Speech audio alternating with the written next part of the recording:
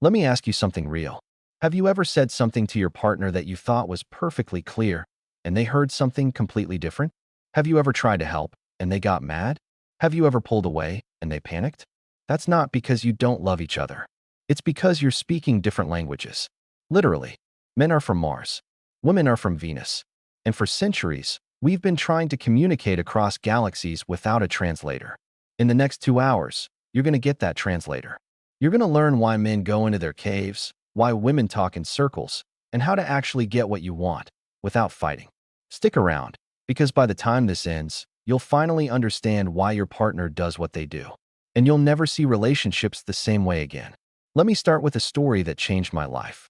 A week after our daughter Lauren was born, my wife Bonnie and I were completely exhausted. Each night Lauren kept waking us. Bonnie had been torn in the delivery and was taking painkillers. She could barely walk.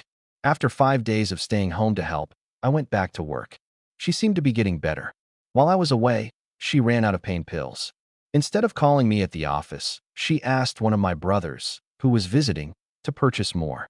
My brother, however, did not return with the pills.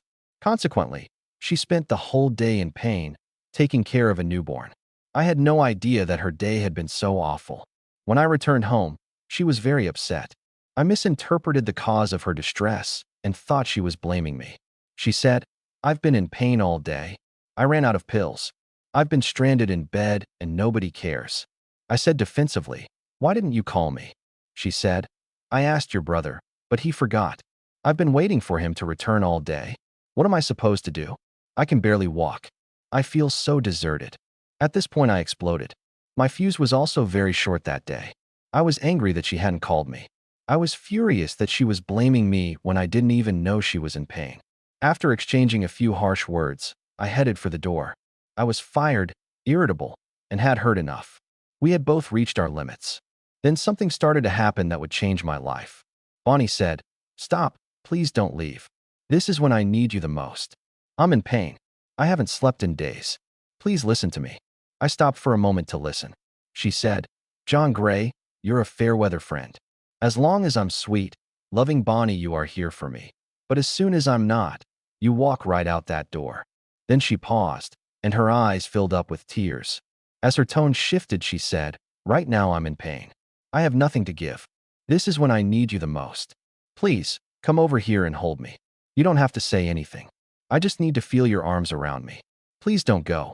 I walked over and silently held her. She wept in my arms. After a few minutes, she thanked me for not leaving. She told me that she just needed to feel me holding her. At that moment, I started to realize the real meaning of love, unconditional love. I had always thought of myself as a loving person, but she was right. I had been a fair-weather friend. As long as she was happy and nice, I loved back. But if she was unhappy or upset, I would feel blamed and then argue or distance myself. That day, for the first time, I didn't leave her. I stayed, and it felt great. I succeeded in giving to her when she really needed me. This felt like real love, caring for another person, trusting in our love, being there at her hour of need. I marveled at how easy it was for me to support her when I was shown the way. How had I missed this? She just needed me to go over and hold her. Another woman would have instinctively known what Bonnie needed. But as a man, I didn't know that touching, holding, and listening were so important to her. By recognizing these differences, I began to learn a new way of relating to my wife. I would have never believed we could resolve conflict so easily. That incident with Bonnie revealed to me how I could change this pattern. It inspired my 7 years of research to help develop and refine the insights about men and women in this book. By learning in very practical and specific terms about how men and women are different, I suddenly began to realize that my marriage did not need to be such a struggle. Men are from Mars. Women are from Venus. Remember the difference. Say that again. Men are from Mars. Women are from Venus. Remember the difference. Now let me ask you something real. How many times have you expected your partner to think, feel, and react the way you do? How many times have you been disappointed when they didn't? How many times have you thought, if they really loved me, they would know what I need? That's the trap. That's the moment we forget we're from different planets. Here's the truth that changes everything. Men and women are fundamentally different. Not better or worse, different. Not right or wrong, different. Not one superior and one inferior, different. And when we forget this, we expect the opposite sex to think, feel, and react the way we do. This sets us up for disappointment, frustration, and conflict. You have a choice.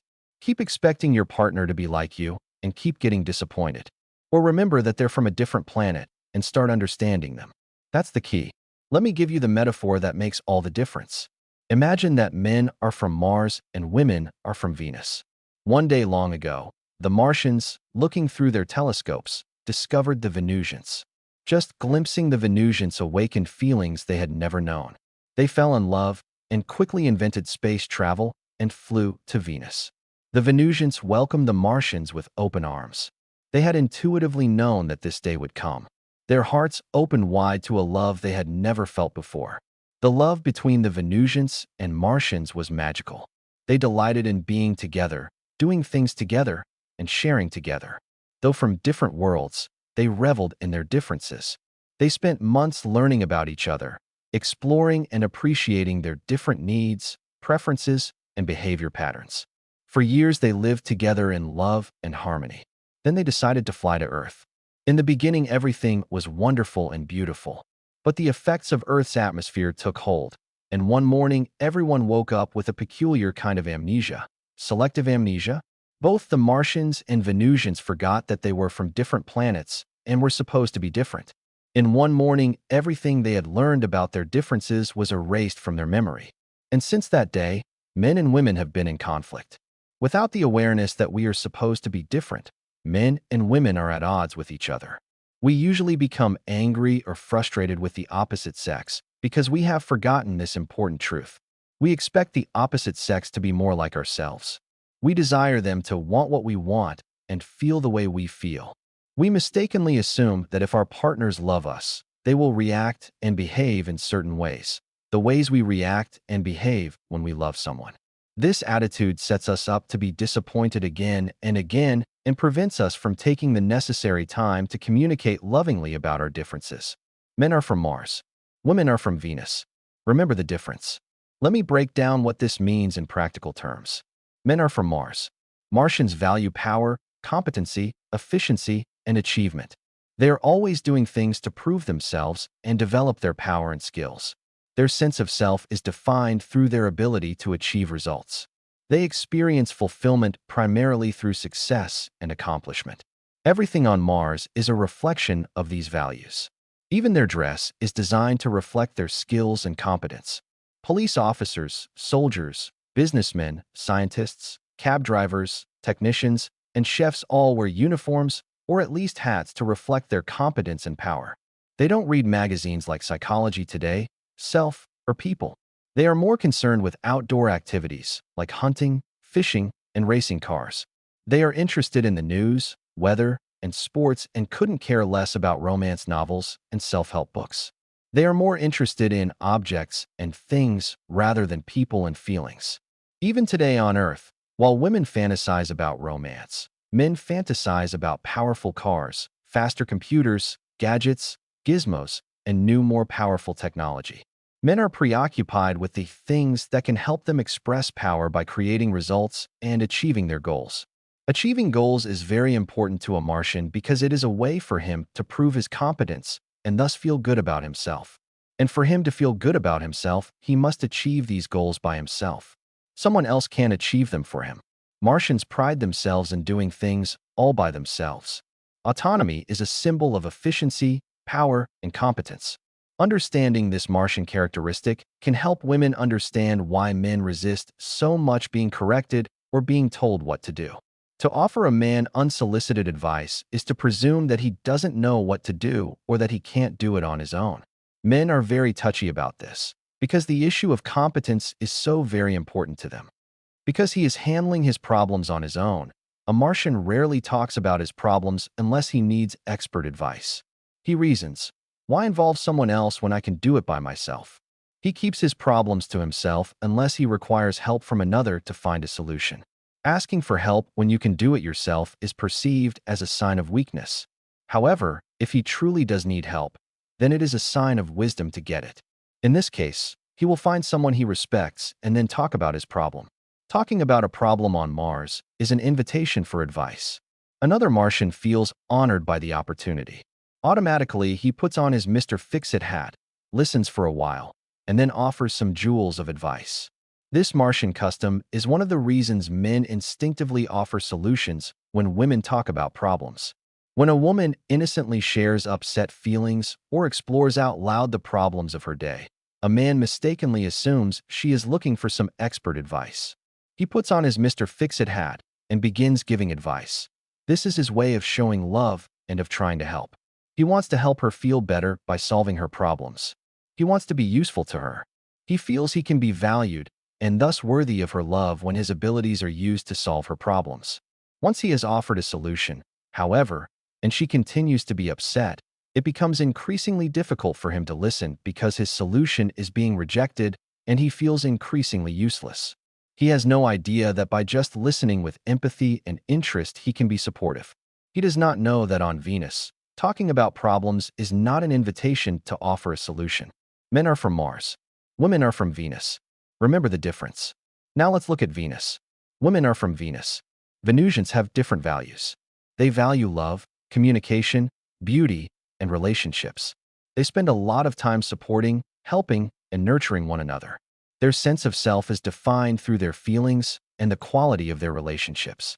They experience fulfillment through sharing and relating. Everything on Venus reflects these values. Rather than building highways and tall buildings, the Venusians are more concerned with living together in harmony, community, and loving cooperation. Relationships are more important than work and technology.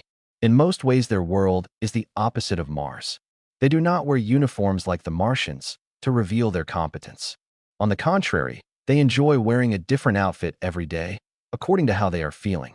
Personal expression, especially of their feelings, is very important.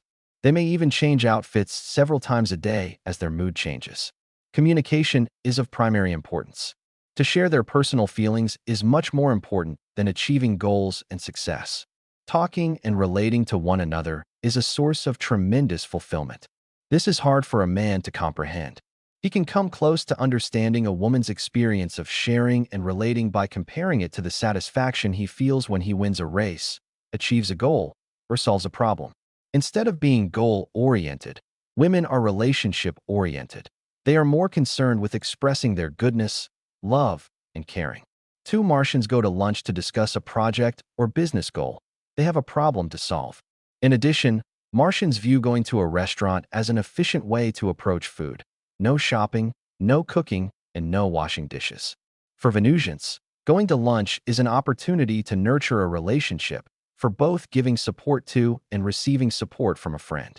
Women's restaurant talk can be very open and intimate, almost like the dialogue that occurs between therapist and patient. On Venus, everyone studies psychology and has at least a master's degree in counseling. They are very involved in personal growth, spirituality, and everything that can nurture life, healing, and growth. Venus is covered with parks, organic gardens, shopping centers, and restaurants. Venusians are very intuitive. They have developed this ability through centuries of anticipating the needs of others. They pride themselves in being considerate of the needs and feelings of others. A sign of great love is to offer help and assistance to another Venusian without being asked. Because proving one's competence is not as important to a Venusian, offering help is not offensive, and needing help is not a sign of weakness. A man, however, may feel offended because when a woman offers advice, he doesn't feel she trusts his ability to do it himself. A woman has no conception of this male sensitivity because for her it is another feather in her hat if someone offers to help her. It makes her feel loved and cherished. But offering help to a man can make him feel incompetent, weak, and even unloved. On Venus, it is a sign of caring to give advice and suggestions. Venusians firmly believe that when something is working, it can always work better. Their nature is to want to improve things. When they care about someone, they freely point out what can be improved and suggest how to do it. Offering advice and constructive criticism is an act of love. Mars is very different. Martians are more solution-oriented. If something is working, their motto is don't change it. Their instinct is to leave it alone if it is working. Don't fix it unless it is broken is a common expression. When a woman tries to improve a man, he feels she is trying to fix him. He receives the message that he is broken. She doesn't realize her caring attempts to help him may humiliate him. She mistakenly thinks she is just helping him to grow. Men are from Mars. Women are from Venus. Remember the difference. Now, here's the most important part. Once you remember you're from different planets, you stop taking things personally. His silence isn't rejection. Her need to talk isn't criticism. It's just their planet's operating system. It's how they're wired. It's not about you. When a man goes silent, he's not ignoring you. He's processing. He's thinking. He's trying to solve a problem. He's not mad at you. He's just in his cave. When a woman talks about her problems, she's not blaming you. She's processing. She's releasing. She's feeling heard. She's not criticizing you. She's just sharing. Understanding this difference changes everything. It transforms frustration into compassion. It turns conflict into connection. It replaces blame with understanding. You have a choice. Keep taking everything personally and stay stuck in conflict. Or remember you're from different planets and start understanding each other. That's the key. Let me give you a simple example. Tom and Mary were going to a party. Tom was driving. After about 20 minutes and going around the same block a few times, it was clear to Mary that Tom was lost. She finally suggested that he call for help. Tom became very silent. They eventually arrived at the party, but the tension from that moment persisted the whole evening. Mary had no idea why he was so upset. From her side, she was saying, "I love and care about you, so I am offering you this help." From his side, he was offended. What he heard was, "I don't trust you to get us there. You are incompetent." Without knowing about life on Mars, Mary could not appreciate how important it was for Tom to accomplish his goal without help. Offering advice was the ultimate insult. As we have explored, Martians never offer advice unless asked. A way of honoring another Martian is always to assume he can solve his problem unless he is asking for help. Mary had no idea that when Tom became lost and started circling the same block, it was a very special opportunity to love and support him. At that time, he was particularly vulnerable and needed some extra love. To honor him by not offering advice would have been a gift equivalent to his buying her a beautiful bouquet of flowers or writing her a love note. After learning about Martians and Venusians, Mary learned how to support Tom at such difficult times. The next time he was lost, instead of offering help, she restrained herself from offering any advice, took a deep, relaxing breath, and appreciated in her heart what Tom was trying to do for her. Tom greatly appreciated her warm acceptance and trust. Men are from Mars. Women are from Venus. Remember the difference. This is the foundation. Everything else in this book builds on this one truth. You are from different planets. You speak different languages. You have different needs. You process differently. And that's not a problem. It's the point. The problem isn't that you're different. The problem is that you forget you're supposed to be different. When you remember the difference, you stop expecting your partner to be like you. You stop taking things personally. You start understanding. And when you start understanding, you can start connecting. Men are from Mars. Women are from Venus. Remember the difference. You are strong. You are intelligent. You are the master of your own world. You don't need anyone's permission to remember this truth. Now, with this foundation laid, we need to understand the biggest mistake men and women make in relationships. The mistake that causes more arguments than anything else. The mistake that makes both sexes feel unloved and unappreciated. Moving to Chapter 2, Mr. Fix-It and the Home Improvement Committee. And look, if this chapter just opened your eyes to why you and your partner keep missing each other, do yourself a favor and hit subscribe. Every week, more real talk for the person who's done being confused and ready to understand. You're not just listening to an audiobook. You're learning to translate across planets. Subscribe now. Let's get this love. For real. Chapter 2, Mr. Fix-It and the Home Improvement Committee. Let me ask you something real. How many times have you poured your heart out to your partner, and they immediately tried to fix your problem? Or how many times have you offered a simple suggestion to help your partner, and they got defensive and angry? That's not because you don't love each other. It's because you're speaking different languages. Men are from Mars. Women are from Venus. And in this chapter, you're going to learn why offering solutions feels like love to one planet and like rejection to the other. Stick around. This one changes everything. Let me tell you about the two biggest complaints in every relationship. The first one comes from women. The most frequently expressed complaint women have about men is that men don't listen. Either a man completely ignores her when she speaks to him, or he listens for a few beats, assesses what is bothering her, and then proudly puts on his Mr. Fix-It cap and offers her a solution to make her feel better. He is confused when she doesn't appreciate this gesture of love. No matter how many times she tells him that he's not listening, he doesn't get it and keeps doing the same thing. She wants empathy, but he thinks she wants solutions. The second one comes from men. The most frequently expressed complaint men have about women is that women are always trying to change them. When a woman loves a man, she feels responsible to assist him in growing and tries to help him improve the way he does things. She forms a home improvement committee, and he becomes her primary focus. No matter how much he resists her help, she persists, waiting for any opportunity to help him or tell him what to do. She thinks she's nurturing him, while he feels he's being controlled. Instead, he wants her acceptance. She doesn't want solutions. She wants to be heard. He doesn't want advice. He wants to be trusted. Say that again. She doesn't want solutions. She wants to be heard. He doesn't want advice. He wants to be trusted. Here's the thing. Both of these complaints come from the same place. They come from men and women giving love the way they want to receive love, not the way their partner needs to receive love. Let me break this down so you can see it in action. A woman comes home from an exhausting day. She wants and needs to share her feelings about the day. She says, "There is so much to do. I don't have any time for myself." Her husband, Tom, thinking he is helping, interrupts her by offering a steady flow of solutions. Tom says, "You should quit that job. You don't have to work so hard. Find something you like to do." Mary says, "But I like my job. They just expect me to change everything at a moment's notice." Tom says, "Don't listen to them. Just do what you can do." Mary says, "I am. I can't believe I completely forgot to call my aunt today." Tom says, "Don't worry about it. She'll understand." Mary says, "Do you know what she's going through? She needs me." Tom says, "You worry too much. That's why you're so unhappy." Mary angrily says, "I am not always unhappy. Can't you just listen to me?" Tom says, "I am listening." Mary says, "Why do I even bother?" After this conversation, Mary was more frustrated than when she arrived home seeking intimacy and companionship. Tom was also frustrated and had no idea what went wrong. He wanted to help, but his problem-solving tactics didn't work. Without knowing about life on Venus, Tom didn't understand how important it was just to listen without offering solutions. His solutions only made things worse.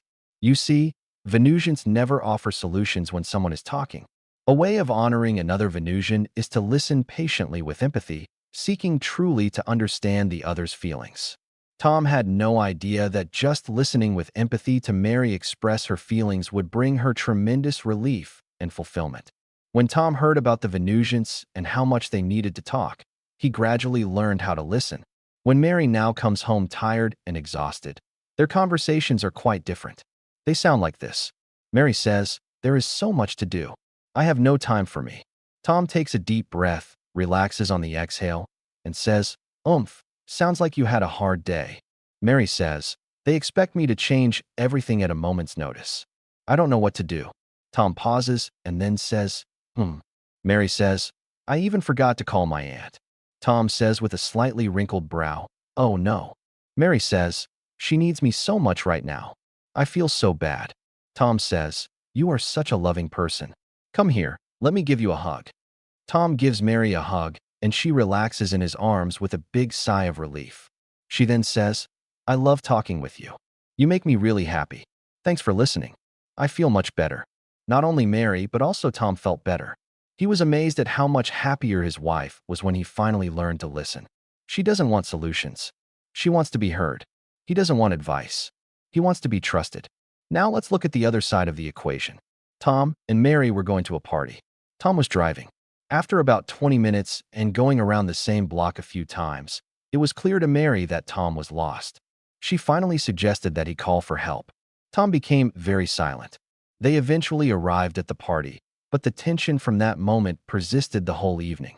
Mary had no idea why he was so upset.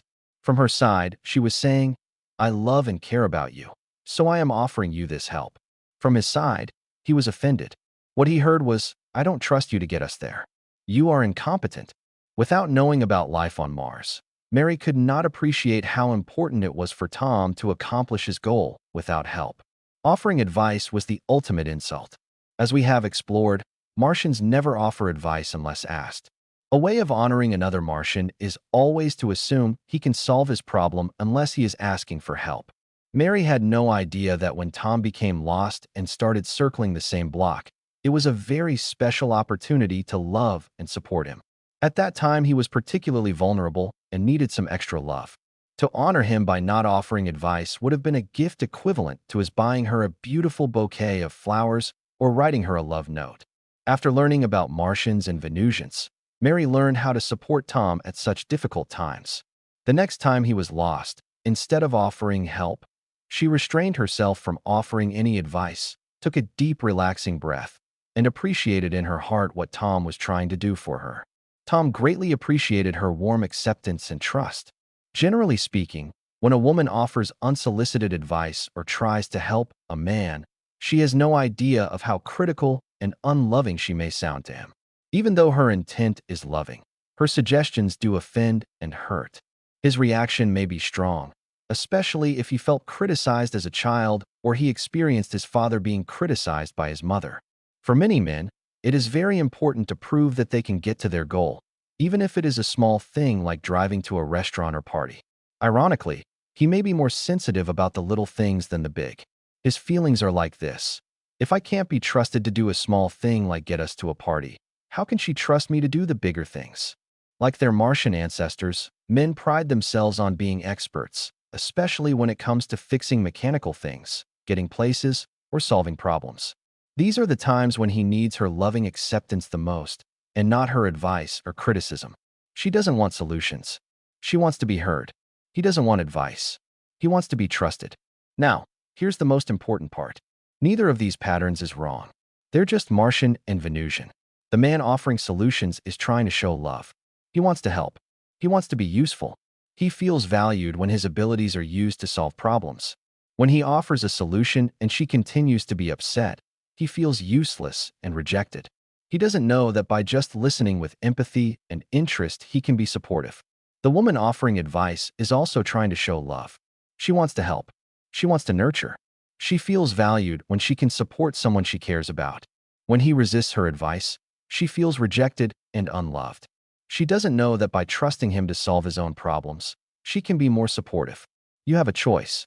Keep giving love the way you want to receive it and keep being frustrated.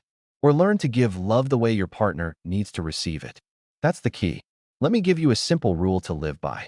When a woman is upset, listen. Don't fix. Don't solve. Just listen. She doesn't want solutions. She wants to be heard. She wants to be understood. She wants to feel that her feelings matter. When you listen without offering solutions, you give her the greatest gift you can give, your attention and understanding. When a man is struggling, trust him. Don't advise. Don't correct. Just trust. He doesn't want advice. He wants to be trusted. He wants to feel that you believe in his ability to figure things out. When you offer unsolicited advice, he hears you're not good enough. When you trust him, he feels respected and loved. She doesn't want solutions. She wants to be heard.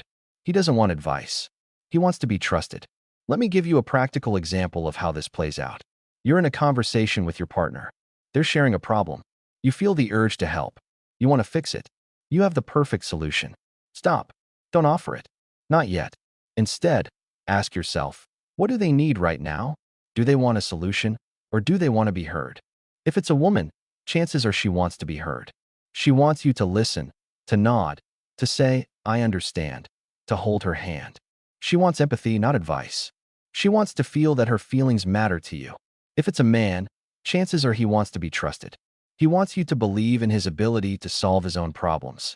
He wants your confidence, not your correction. He wants to feel that you respect his competence. You have a choice. Keep fixing and advising and keep being frustrated. Or start listening and trusting and start connecting. That's the key. You are strong. You are intelligent.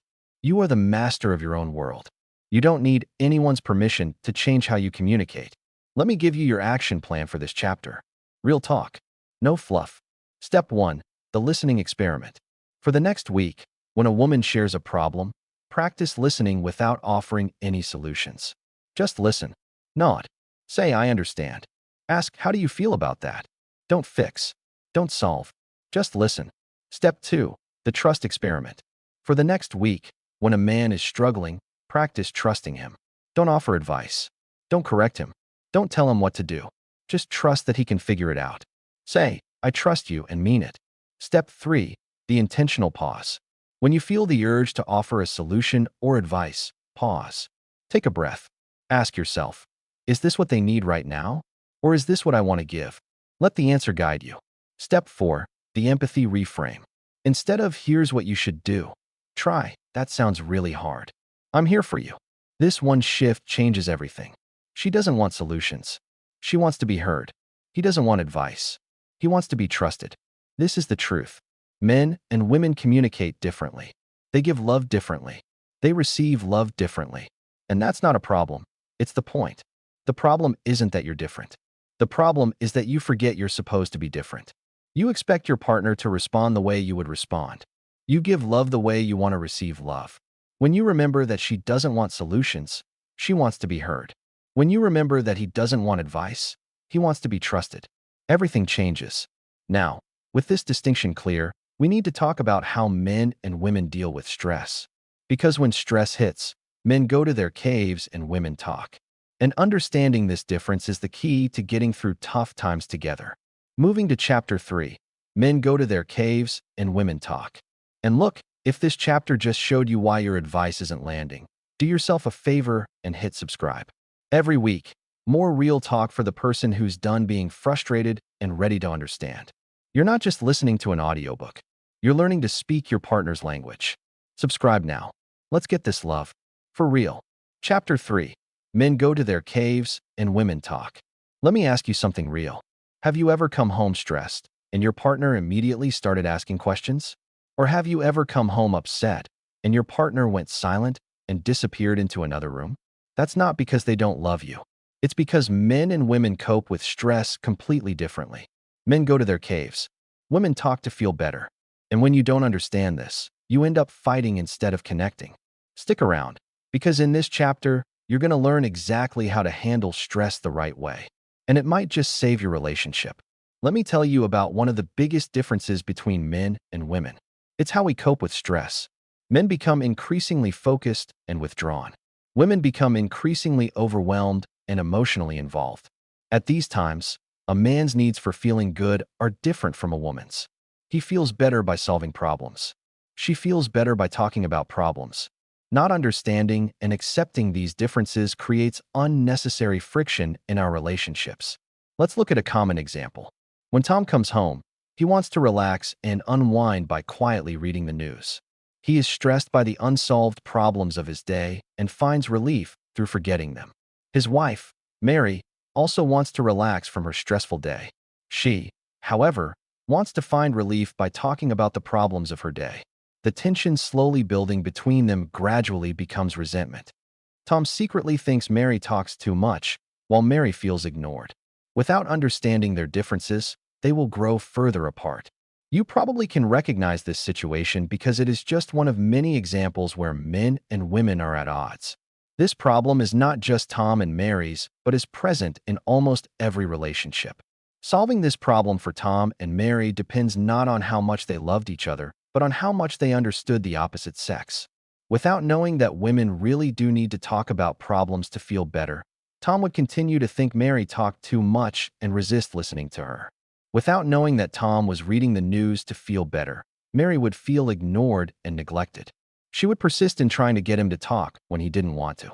Men go to their caves. Women talk to feel better. Don't take it personally. Say that again. Men go to their caves. Women talk to feel better. Don't take it personally. Let me explain what I mean by caves. When a Martian gets upset, he never talks about what is bothering him. He would never burden another Martian with his problem unless his friend's assistance was necessary to solve the problem. Instead, he becomes very quiet and goes to his private cave to think about his problem, mulling it over to find a solution. When he has found a solution, he feels much better and comes out of his cave. If he can't find a solution, then he does something to forget his problems, like reading the news or playing a game. By disengaging his mind from the problems of his day, gradually he can relax.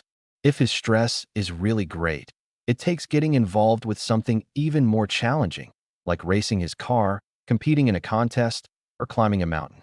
When a Venusian becomes upset or is stressed by her day, to find relief, she seeks out someone she trusts and then talks in great detail about the problems of her day. When Venusians share feelings of being overwhelmed, they suddenly feel better. This is the Venusian way. On Venus, sharing your problems with another actually is considered a sign of love and trust and not a burden. Venusians are not ashamed of having problems. Their egos are dependent not on looking competent, but rather on being in loving relationships. They openly share feelings of being overwhelmed, confused, hopeless, and exhausted. A Venusian feels good about herself when she has loving friends with whom to share her feelings and problems. A Martian feels good when he can solve his problems on his own in his cave. These secrets of feeling good are still applicable today. Men go to their caves. Women talk to feel better. Don't take it personally. Let me break down what happens when a man goes into his cave. When a man is stressed, he will withdraw into the cave of his mind and focus on solving a problem. He generally picks the most urgent problem or the most difficult.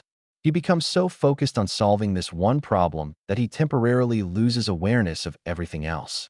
Other problems and responsibilities fade into the background. At such times, he becomes increasingly distant, forgetful, unresponsive, and preoccupied in his relationships.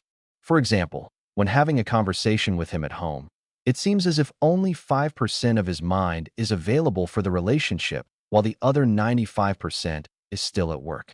His full awareness is not present because he is mulling over his problem, hoping to find a solution. The more stressed he is, the more gripped by the problem he will be. At such times, he is incapable of giving a woman the attention and feeling that she normally receives and certainly deserves. His mind is preoccupied, and he is powerless to release it. If, however, he can find a solution, instantly he will feel much better and come out of his cave.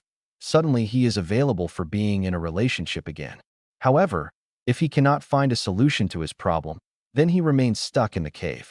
To get unstuck, he is drawn to solving little problems, like reading the news, watching TV, driving his car, doing physical exercise, watching a football game, playing basketball, and so forth. Any challenging activity that initially requires only 5% of his mind can assist him in forgetting his problems and becoming unstuck. Then the next day, he can redirect his focus to his problem with greater success. Let's explore in greater detail a few examples. Jim commonly uses reading the newspaper to forget his problems. When he reads the paper, he is no longer being confronted with the problems of his day. With the 5% of his mind that is not focused on his work problems, he begins forming opinions and finding solutions for the world's problems. Gradually, his mind becomes increasingly involved with the problems in the news, and he forgets his own.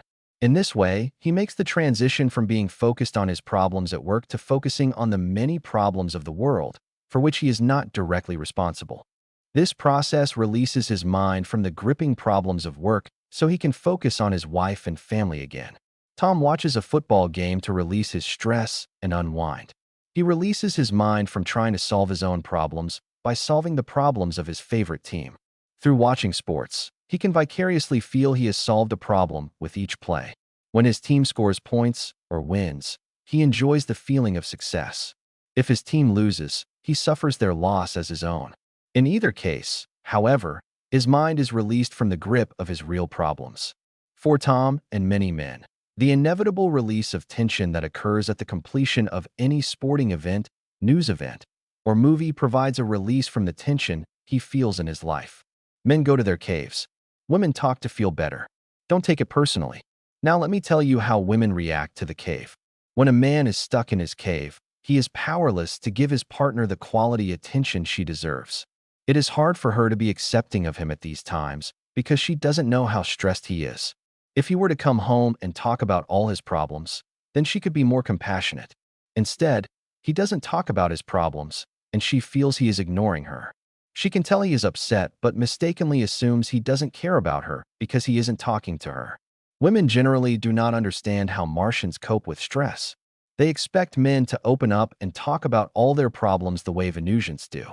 When a man is stuck in his cave, a woman resents his not being more open. She feels hurt when he turns on the news or goes outside to play some basketball and ignores her. To expect a man who is in his cave instantly to become open, responsive, and loving is as unrealistic as expecting a woman who is upset immediately to calm down and make complete sense. It is a mistake to expect a man to always be in touch with his loving feelings, just as it is a mistake to expect a woman's feelings to always be rational and logical. When Martians go to their caves, they tend to forget that their friends may be having problems too. An instinct takes over that says before you can take care of anybody else, you must first take care of yourself. When a woman sees a man react in this way, she generally resists it and resents the man. She may ask for his support in a demanding tone, as if she has to fight for her rights with this uncaring man. By remembering that men are from Mars, a woman can correctly interpret his reaction to stress as his coping mechanism rather than as an expression of how he feels about her. She can begin to cooperate with him to get what she needs instead of resisting him. On the other side, men generally have little awareness of how distant they become when they are in the cave. As a man recognizes how withdrawing into his cave may affect women, he can be compassionate when she feels neglected and unimportant. Remembering that women are from Venus helps him to be more understanding and respectful of her reactions and feelings. Men go to their caves. Women talk to feel better. Don't take it personally. Now let's look at the other side. When a woman is stressed, she needs to talk. When a woman is stressed, she instinctively feels a need to talk about her feelings and all the possible problems that are associated with her feelings. When she begins talking, she does not prioritize the significance of any problem. If she is upset, then she is upset about it all, big and small. She is not immediately concerned with finding solutions to her problems, but rather seeks relief by expressing herself and being understood. By randomly talking about her problems, she becomes less upset. As a man under stress tends to focus on one problem and forget others, a woman under stress tends to expand and become overwhelmed by all problems. By talking about all possible problems without focusing on problem solving, she feels better. Through exploring her feelings in this process, she gains a greater awareness of what is really bothering her, and then suddenly she is no longer so overwhelmed. To feel better, women talk about past problems, future problems, potential problems, even problems that have no solutions. The more talk and exploration, the better they feel.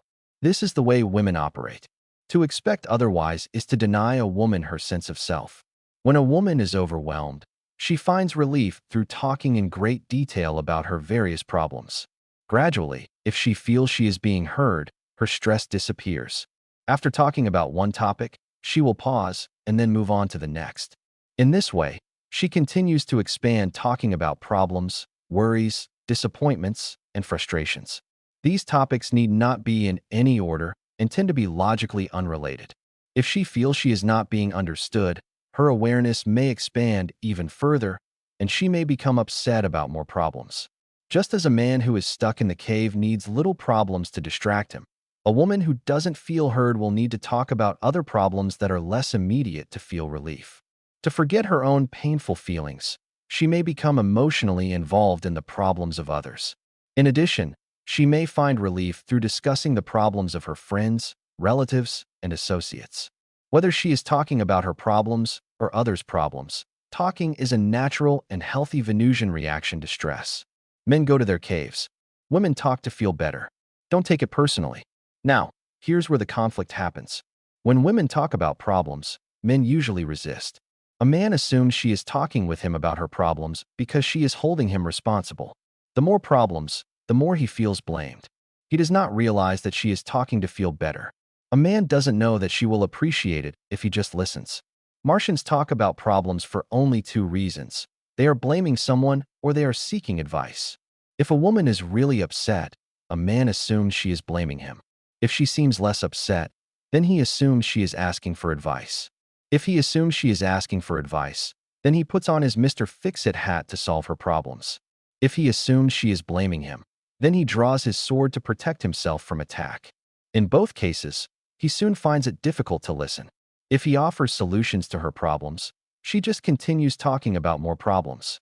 After offering 2 or 3 solutions, he expects her to feel better. This is because Martians themselves feel better with solutions, as long as they have asked for a solution to be offered. When she doesn't feel better, he feels his solutions have been rejected, and he feels unappreciated. On the other hand, if he feels attacked, Then he begins to defend himself. He thinks if he explains himself that she will stop blaming him. The more he defends himself, however, the more upset she becomes. He doesn't realize that explanations are not what she needs. She needs him to understand her feelings and let her move on to talk about more problems. If he is wise and just listens, then a few moments after she is complaining about him, she will change the subject and talk about other problems as well. Men go to their caves. Women talk to feel better. Don't take it personally. So what do? You have a choice. Keep taking things personally and keep fighting. Or understand the difference and start supporting each other. That's the key. When a man goes into his cave, let him. Don't follow him. Don't interrogate him. Don't take it personally. Trust that he'll come back. When he does, he'll be more loving and present. When a woman needs to talk, listen. Don't fix. Don't solve. Don't defend. Just listen. Validate her feelings. Let her know she's heard. When she feels heard, she'll feel better. You don't need their permission to give them space or give them attention.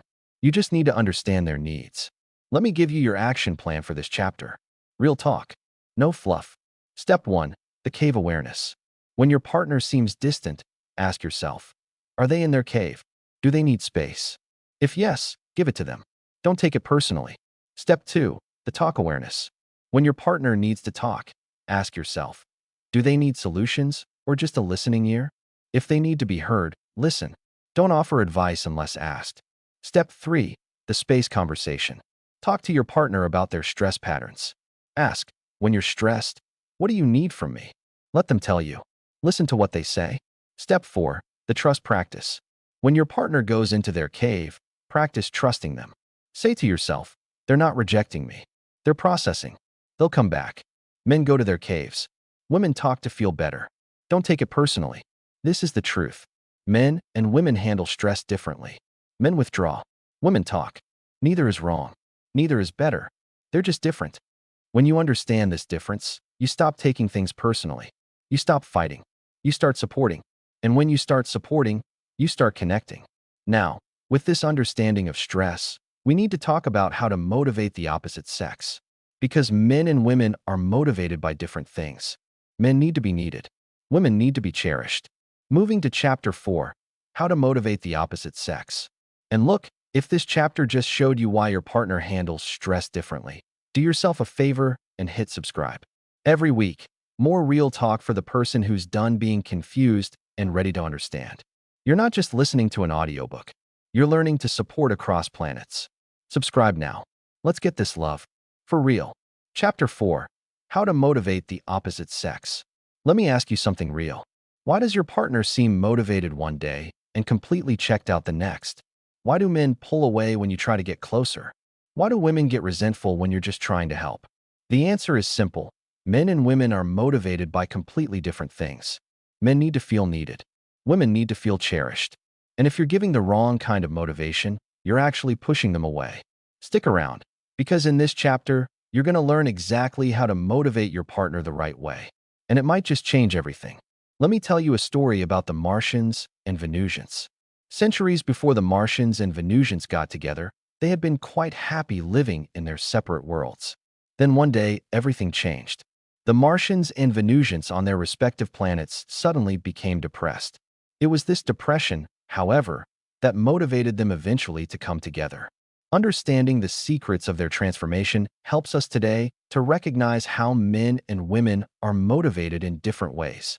With this new awareness, you will be better equipped to support your partner as well as get the support you need at difficult and stressful times. When the Martians became depressed, everyone on the planet left the cities and went to their caves for a long time.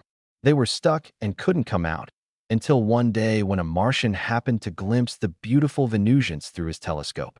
As he quickly shared his telescope, the sight of these beautiful beings inspired the Martians, and their depression miraculously lifted. Suddenly, they felt needed. They came out of their caves and began building a fleet of spaceships to fly to Venus. When the Venusians became depressed, to feel better, they formed circles and began talking with one another about their problems. But this didn't seem to relieve the depression. They stayed depressed for a long time until through their intuition, they experienced a vision. Strong and wondrous beings, the Martians, would be coming across the universe to love, serve, and support them. Suddenly, they felt cherished. As they shared their vision, their depression lifted, and they happily began preparing for the arrival of the Martians. These secrets of motivation are still applicable. Men are motivated and empowered when they feel needed. When a man does not feel needed in a relationship, he gradually becomes passive and less energized. With each passing day, he has less to give the relationship. On the other hand, when he feels trusted to do his best to fulfill her needs and appreciated for his efforts, he is empowered and has more to give. Like the Venusians, women are motivated and empowered when they feel cherished. When a woman does not feel cherished in a relationship, she gradually becomes compulsively responsible and exhausted from giving too much. On the other hand, when she feels cared for and respected, she is fulfilled and has more to give as well. Men need to be needed. Women need to be cherished. Give each other what you need. Say that again. Men need to be needed. Women need to be cherished. Give each other what you need. Let me break down what this looks like in real life. When a man loves a woman, a man falling in love with a woman is similar to what took place when the first Martian discovered the Venusians. Stuck in his cave and unable to find the source of his depression, he was searching the sky with his telescope. As if he had been struck by lightning, in one glorious moment his life was permanently changed. He had glimpsed through his telescope a vision he described as awesome beauty and grace. He had discovered the Venusians. His body lit on fire. As he watched the Venusians, for the first time in his life, he began to care about someone other than himself. From just one glimpse, his life had new meaning. His depression lifted. When you understand this difference, you stop taking things personally. You stop fighting. You start supporting. And when you start supporting, you start connecting. Now, with this understanding of stress, we need to talk about how to motivate the opposite sex. Because men and women are motivated by different things. Men need to be needed. Women need to be cherished. Moving to Chapter 4, How to Motivate the Opposite Sex. And look, if this chapter just showed you why your partner handles stress differently, do yourself a favor and hit subscribe. Every week, more real talk for the person who's done being confused and ready to understand. You're not just listening to an audiobook. You're learning to support across planets. Subscribe now. Let's get this love. For real. Chapter 4, How to Motivate the Opposite Sex. Let me ask you something real.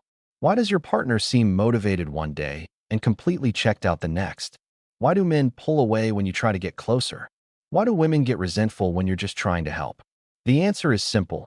Men and women are motivated by completely different things. Men need to feel needed. Women need to feel cherished. And if you're giving the wrong kind of motivation, you're actually pushing them away. Stick around, because in this chapter, you're going to learn exactly how to motivate your partner the right way. And it might just change everything. Let me tell you a story about the Martians and Venusians. Centuries before the Martians and Venusians got together, they had been quite happy living in their separate worlds. Then one day, everything changed. The Martians and Venusians on their respective planets suddenly became depressed. It was this depression, however, that motivated them eventually to come together. Understanding the secrets of their transformation helps us today to recognize how men and women are motivated in different ways. With this new awareness, you will be better equipped to support your partner as well as get the support you need at difficult and stressful times. When the Martians became depressed, everyone on the planet left the cities and went to their caves for a long time. They were stuck and couldn't come out until one day when a Martian happened to glimpse the beautiful Venusians through his telescope. As he quickly shared his telescope, the sight of these beautiful beings inspired the Martians, and their depression miraculously lifted. Suddenly, they felt needed. They came out of their caves and began building a fleet of spaceships to fly to Venus. When the Venusians became depressed, to feel better, they formed circles and began talking with one another about their problems. But this didn't seem to relieve the depression. They stayed depressed for a long time until through their intuition, they experienced a vision. Strong and wondrous beings, the Martians, would be coming across the universe to love, serve, and support them. Suddenly, they felt cherished. As they shared their vision, their depression lifted, and they happily began preparing for the arrival of the Martians. These secrets of motivation are still applicable. Men are motivated and empowered when they feel needed. When a man does not feel needed in a relationship, he gradually becomes passive and less energized. With each passing day, he has less to give the relationship. On the other hand, when he feels trusted to do his best to fulfill her needs and appreciated for his efforts. He is empowered and has more to give. Like the Venusians, women are motivated and empowered when they feel cherished. When a woman does not feel cherished in a relationship, she gradually becomes compulsively responsible and exhausted from giving too much. On the other hand, when she feels cared for and respected, she is fulfilled and has more to give as well. Men need to be needed. Women need to be cherished. Give each other what you need. Say that again. Men need to be needed. Women need to be cherished. Give each other what you need. Let me break down what this looks like in real life. When a man loves a woman, a man falling in love with a woman is similar to what took place when the first Martian discovered the Venusians. Stuck in his cave and unable to find the source of his depression, he was searching the sky with his telescope. As if he had been struck by lightning, in one glorious moment his life was permanently changed. He had glimpsed through his telescope a vision he described as awesome beauty and grace. He had discovered the Venusians. His body lit on fire. As he watched the Venusians, for the first time in his life, he began to care about someone other than himself. From just one glimpse, his life had new meaning. His depression lifted. Martians have a win-slash-lose philosophy. I want to win, and I don't care if you lose. As long as each Martian took care of himself, this formula worked fine. It worked for centuries, but now it needed to be changed. Giving primarily to themselves was no longer as satisfying. Being in love, they wanted the Venusians to win as much as themselves. In most sports today, we can see an extension of this Martian competitive code. For example, in tennis, I not only want to win, but also try to make my friend lose by making it difficult for him to return my shots. I enjoy winning even though my friend loses. Most of these Martian attitudes have a place in life, but this win-slash-lose attitude becomes harmful in our adult relationships. If I seek to fulfill my own needs at the expense of my partner, we are sure to experience unhappiness, resentment, and conflict. The secret of forming a successful relationship is for both partners to win. Men need to be needed. Women need to be cherished. Give each other what you need. After the first Martian fell in love, he began manufacturing telescopes for all his brother Martians. Very quickly, they all came out of their depressions. They too began to feel love for the Venusians. They started to care about the Venusians as much as themselves. The strange and beautiful Venusians were a mysterious attraction to the Martians. Their differences especially attracted the Martians. Where the Martians were hard, the Venusians were soft. Where the Martians were angular, the Venusians were round. Where the Martians were cool, the Venusians were warm. In a magical and perfect way, their differences seemed to complement each other. In an unspoken language, the Venusians communicated loud and clear, "We need you. Your power and strength can bring us great fulfillment, filling a void deep within our being. Together we could live in great happiness." This invitation motivated and empowered the Martians. Many women instinctively understand how to give this message. In the beginning of a relationship, a woman gives a man a brief look that says, "You could be the one to make me happy." In this subtle way, she actually initiates their relationship. This look encourages him to come closer. It empowers him to overcome his fears of having a relationship.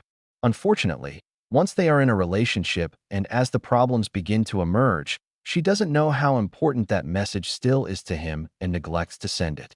Men need to be needed. Women need to be cherished. Give each other what you need.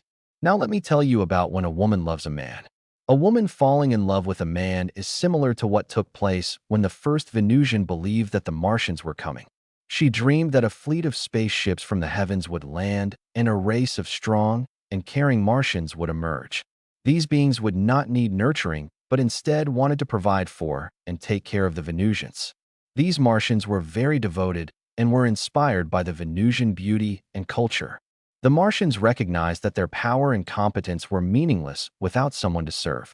These wondrous and admirable beings had found relief and inspiration in the promise of serving, pleasing, and fulfilling the Venusians. What a miracle! Other Venusians had similar dreams and instantly came out of their depressions. The realization that transformed the Venusians was the belief that help was on the way because the Martians were coming. The Venusians had been depressed because they felt isolated and alone.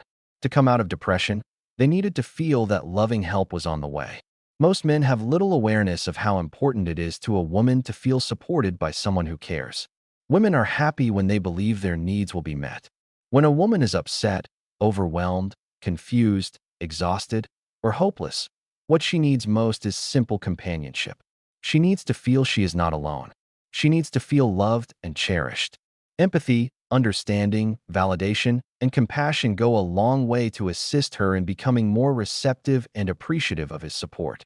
Men don't realize this because their Martian instincts tell them it's best to be alone when they are upset. When she is upset, out of respect, he will leave her alone, or if he stays, he makes matters worse by trying to solve her problems. He does not instinctively realize how very important closeness, intimacy, and sharing are to her. What she needs most is just someone to listen. Through sharing her feelings, she begins to remember that she is worthy of love and that her needs will be fulfilled. Doubt and mistrust melt away. Her tendency to be compulsive relaxes as she remembers that she is worthy of love. She doesn't have to earn it. She can relax, give less, and receive more. She deserves it. Men need to be needed. Women need to be cherished. Give each other what you need. Now, here's the most important part. The secret to motivating the opposite sex. The secret: men need to give women the emotional support they need. Women need to trust that men want to give and ask for what they need. Let me explain what this means. When a man feels needed, he is motivated. He wants to provide. He wants to protect. He wants to serve. This is hardwired into him. When he doesn't feel needed, he loses motivation. He withdraws. He becomes passive. When a woman feels cherished, she is motivated. She wants to open up. She wants to trust. She wants to give. This is hardwired into her. When she doesn't feel cherished, she resents. She closes down. She becomes demanding. The problem is that men and women often give the wrong kind of motivation. Men try to motivate women by solving their problems. They think, if I fix her problems, she'll be happy. But she doesn't want to be fixed. She wants to be heard. Women try to motivate men by improving them. They think, if I help him become better, he'll be happier. But he doesn't want to be improved. He wants to be accepted. Men need to be needed. Women need to be cherished. Give each other what you need. Let me give you a real-world example. Jim was 39 and his wife, Susan, was 41 when they came for counseling. Susan wanted a divorce. She complained that she had been giving more than he had for 12 years and could not take it anymore. She blamed Jim for being lethargic, selfish, controlling, and unromantic. She said she had nothing left to give and was ready to leave. He convinced her to come to therapy, but she was doubtful. I explained to Jim that his wife was experiencing 12 years of accumulated resentment. If he wanted to save this marriage, he would have to do a lot of listening for her to be motivated to work on their marriage. For the first 6 sessions together, I encouraged Susan to share her feelings and helped Jim patiently to understand her negative feelings. This was the hardest part of their healing process. As he began to really hear her pain and unfulfilled needs, he became increasingly motivated and confident that he could make the changes necessary to have a loving relationship. Before Susan could be motivated to work on their relationship, she needed to be heard and felt that Jim validated her feelings. This was the first step. After Susan felt understood, they were able to proceed to the next step. Men need to be needed. Women need to be cherished. Give each other what you need. The second step was taking responsibility. Jim needed to take responsibility for not supporting his wife, while Susan needed to take responsibility for not setting boundaries. Jim apologized for the ways he had hurt her. Susan realized that just as he had stepped over her boundaries by treating her in disrespectful ways, such as yelling, grumbling, resisting requests, and invalidating feelings, she had not set her boundaries. Although she did not need to apologize, she did acknowledge some responsibility for their problems. As she gradually accepted that her inability to set limits and her tendency to give more had contributed to their problems, she was able to be more forgiving. Taking responsibility for her problem was essential to releasing her resentment. In this way, they both were motivated to learn new ways of supporting each other through respecting limits. Men need to be needed. Women need to be cherished. Give each other what you need. Now, here's the thing that most people don't understand. Men are primarily motivated by being needed.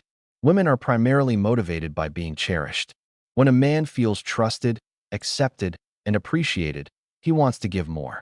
When a woman feels cared for, understood, and validated, she opens up and gives more. You have a choice. Keep trying to motivate your partner the wrong way and keep getting frustrated. or learn what actually motivates them and start connecting. That's the key. Let me give you a simple guide. What motivates a man? Trust. I believe in you. Acceptance. I accept you just as you are. Appreciation. Thank you for what you do. Admiration. I admire who you are. Approval. I approve of you. Encouragement. I believe you can do it. What motivates a woman? Caring. I care about how you feel. Understanding. I understand you. Respect. I respect your feelings and needs. Devotion. You are important to me. Validation. Your feelings are valid. Reassurance. I'm here for you. When you give a man the motivation he needs, he gives back the love she needs. When you give a woman the motivation she needs, she gives back the trust he needs. It's a cycle, and it starts with understanding. Men need to be needed. Women need to be cherished. Give each other what you need. You are strong. You are intelligent. You are the master of your own world. You don't need anyone's permission to motivate your partner the right way. Let me give you your action plan for this chapter. Real talk. No fluff. Step 1. The motivation audit. Ask yourself, am I giving my partner what they need? Or am I giving them what I would want? Be honest. Let the answer guide you. Step 2. The appreciation practice. For 1 week, practice appreciating your partner. Notice what they do. Say thank you. Let them know you see them. Step 3. The trust practice. For 1 week, practice trusting your partner. Don't correct them. Don't advise them. Just trust them. Step 4. The connection conversation. Talk to your partner about motivation. Ask, what makes you feel loved and motivated? Listen to what they say. Let them tell you. Men need to be needed. Women need to be cherished. Give each other what you need. This is the truth. Men and women are motivated differently. Men need to be needed. Women need to be cherished. When you give each other what you need, you both win. Now, with this understanding of motivation, we need to talk about how men and women speak different languages. Because even when you're trying to love each other, you might be saying completely different things. Moving to Chapter 5, Speaking Different Languages. And look, if this chapter just showed you what actually motivates your partner, do yourself a favor and hit subscribe. Every week, more real talk for the person who's done being frustrated and ready to understand. You're not just listening to an audiobook. You're learning to love across planets. Subscribe now. Let's get this love. For real. Chapter 5. Speaking Different Languages. Let me ask you something real. Have you ever said something to your partner that you thought was perfectly clear, and they heard something completely different? You said, I'm fine, and they heard, I'm furious. You said, we never go out, and they heard, you're a failure. You were speaking English. They were speaking Martian, and you didn't even know it. In this chapter, you're going to learn the Venusian/Martian phrase dictionary, the translator that will finally help you understand what your partner is really saying. Stick around. This one might save your relationship. When the Martians and Venusians first got together, they encountered many of the problems with relationships we have today. Because they recognized that they were different, they were able to solve these problems. One of the secrets of their success was good communication. Ironically, they communicated well because they spoke different languages. When they had problems, they would just go to a translator for assistance. Everyone knew that people from Mars and people from Venus spoke different languages. So when there was a conflict, they didn't start judging or fighting, but instead pulled out their phrase dictionaries to understand each other more fully. If that didn't work, they went to a translator for help. You see, the Martian and Venusian languages had the same words, but the way they were used gave different meanings. Their expressions were similar, but they had different connotations or emotional emphasis. Misinterpreting each other was very easy. So when communication problems emerged, they assumed it was just one of those expected misunderstandings, and that with a little assistance they would surely understand each other. They experienced a trust and acceptance that we rarely experience today. Words mean different things on different planets. Learn to translate. Say that again. Words mean different things on different planets. Learn to translate. Let me give you an example. When a woman says, I feel like you never listen, she does not expect the word never to be taken literally. Using the word never is just a way of expressing the frustration she is feeling at the moment. It is not to be taken as if it were factual information. To fully express their feelings, women assume poetic license and use various superlatives, metaphors, and generalizations. Men mistakenly take these expressions literally. Because they misunderstand the intended meaning, They commonly react in an unsupportive manner. Let me give you some examples of common complaints that are easily misinterpreted. Words mean different things on different planets.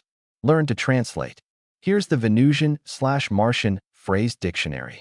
When she says, "We never go out," what she really means: "I feel like going out and doing something together. We always have such a fun time, and I love being with you. What do you think? Would you take me out to dinner?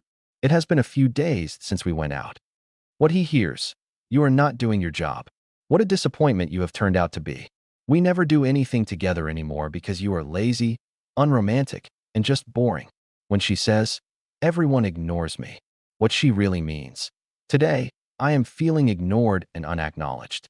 I feel as though nobody sees me. Of course, I'm sure some people see me, but they don't seem to care about me. I suppose I am also disappointed that you have been so busy lately. I really do appreciate how hard you are working, and sometimes I start to feel like I am not important to you. I am afraid your work is more important than me. Would you give me a hug and tell me how special I am to you?" What he hears: "I am so unhappy. I just can't get the attention I need. Everything is completely hopeless. Even you don't notice me, and you are the person who is supposed to love me. You should be ashamed. You are so unloving. I would never ignore you this way." When she says, "I am so tired, I can't do anything," what she really means: "I have been doing so much today. I really need a rest before I can do anything more. I am so lucky to have your support.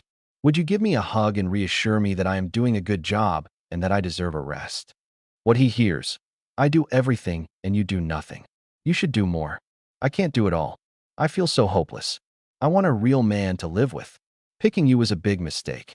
When she says, "I want to forget everything," what she really means: "I want you to know that I love my work and my life, but today I am so overwhelmed. I would love to do something really nurturing for myself before I have to be responsible again. Would you ask me, 'What's the matter?' and then listen with empathy without offering any solutions? I just want to feel you understanding the pressures I feel. It would make me feel so much better. It helps me to relax. Tomorrow I will get back to being responsible and handling things." What he hears: "I have to do so much that I don't want to do. I am so unhappy with you in our relationship. I want a better partner who can make my life more fulfilling. You are doing a terrible job." When she says, "This house is always a mess," what she really means: "Today I feel like relaxing, but the house is so messy. I am frustrated and I need a rest. I hope you don't expect me to clean it all up.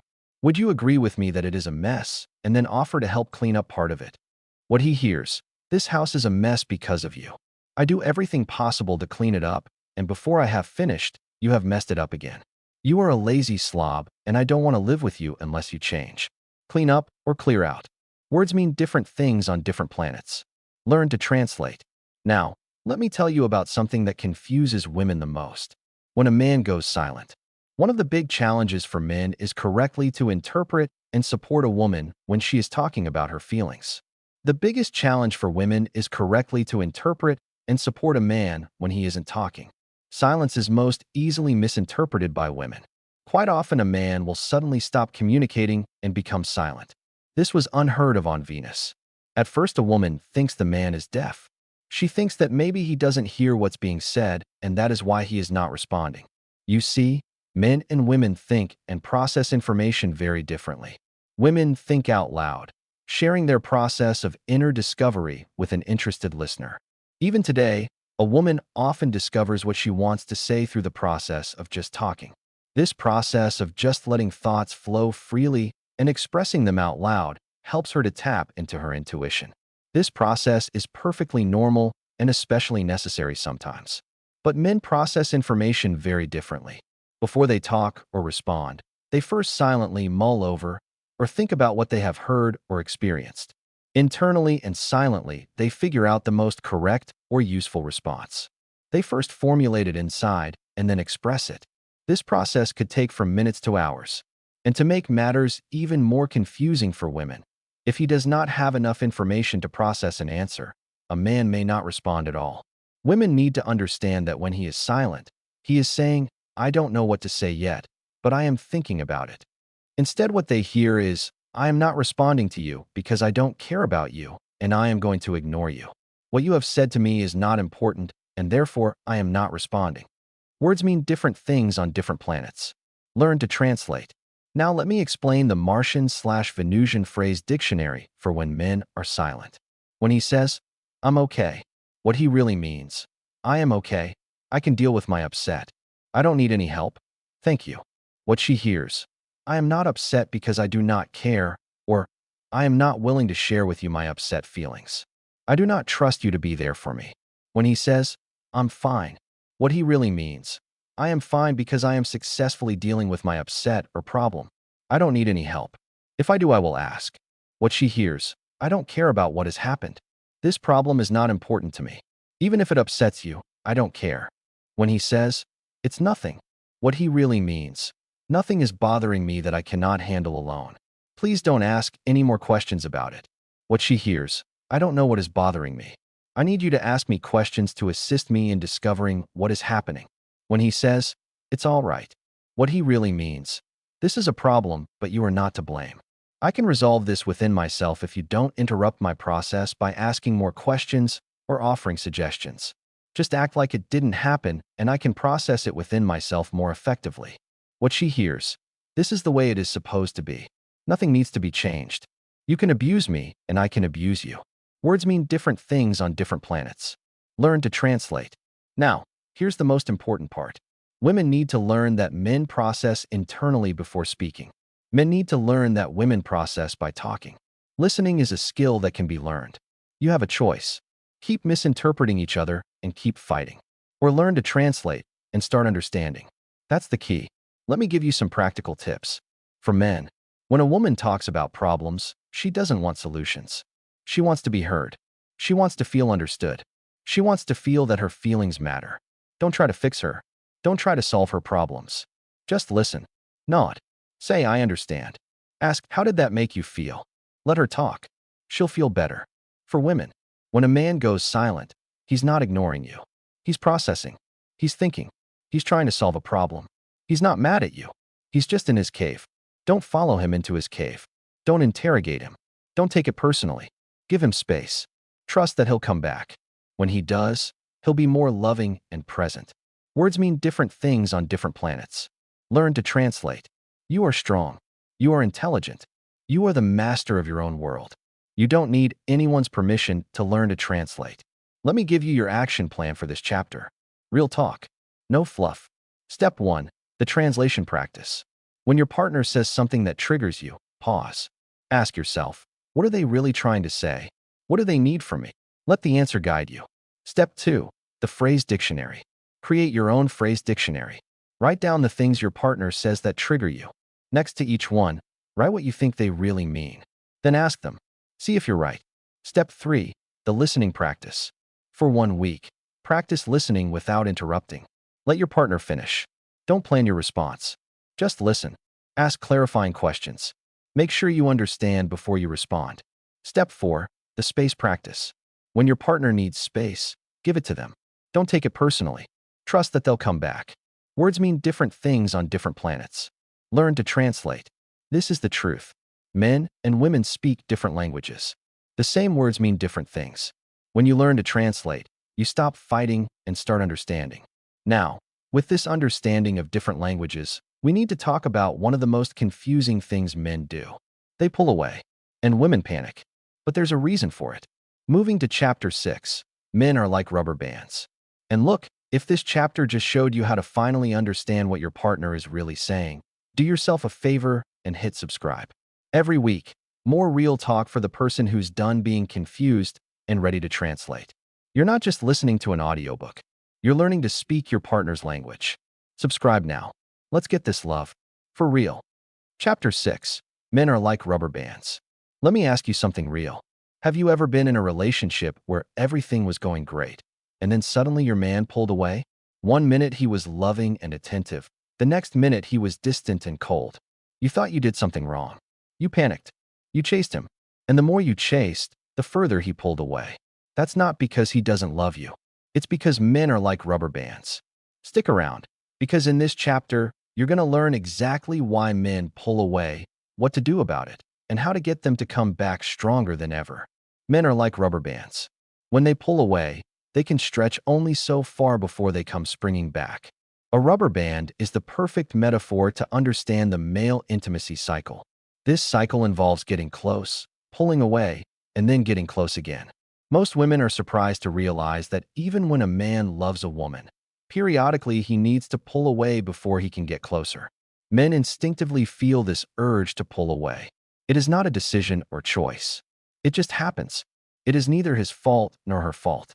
It is a natural cycle. Women misinterpret a man's pulling away because generally a woman pulls away for different reasons. She pulls back when she doesn't trust him to understand her feelings, when she has been hurt and is afraid of being hurt again, or when he has done something wrong and disappointed her. Certainly a man may pull away for the same reasons, but he will also pull away even if she has done nothing wrong.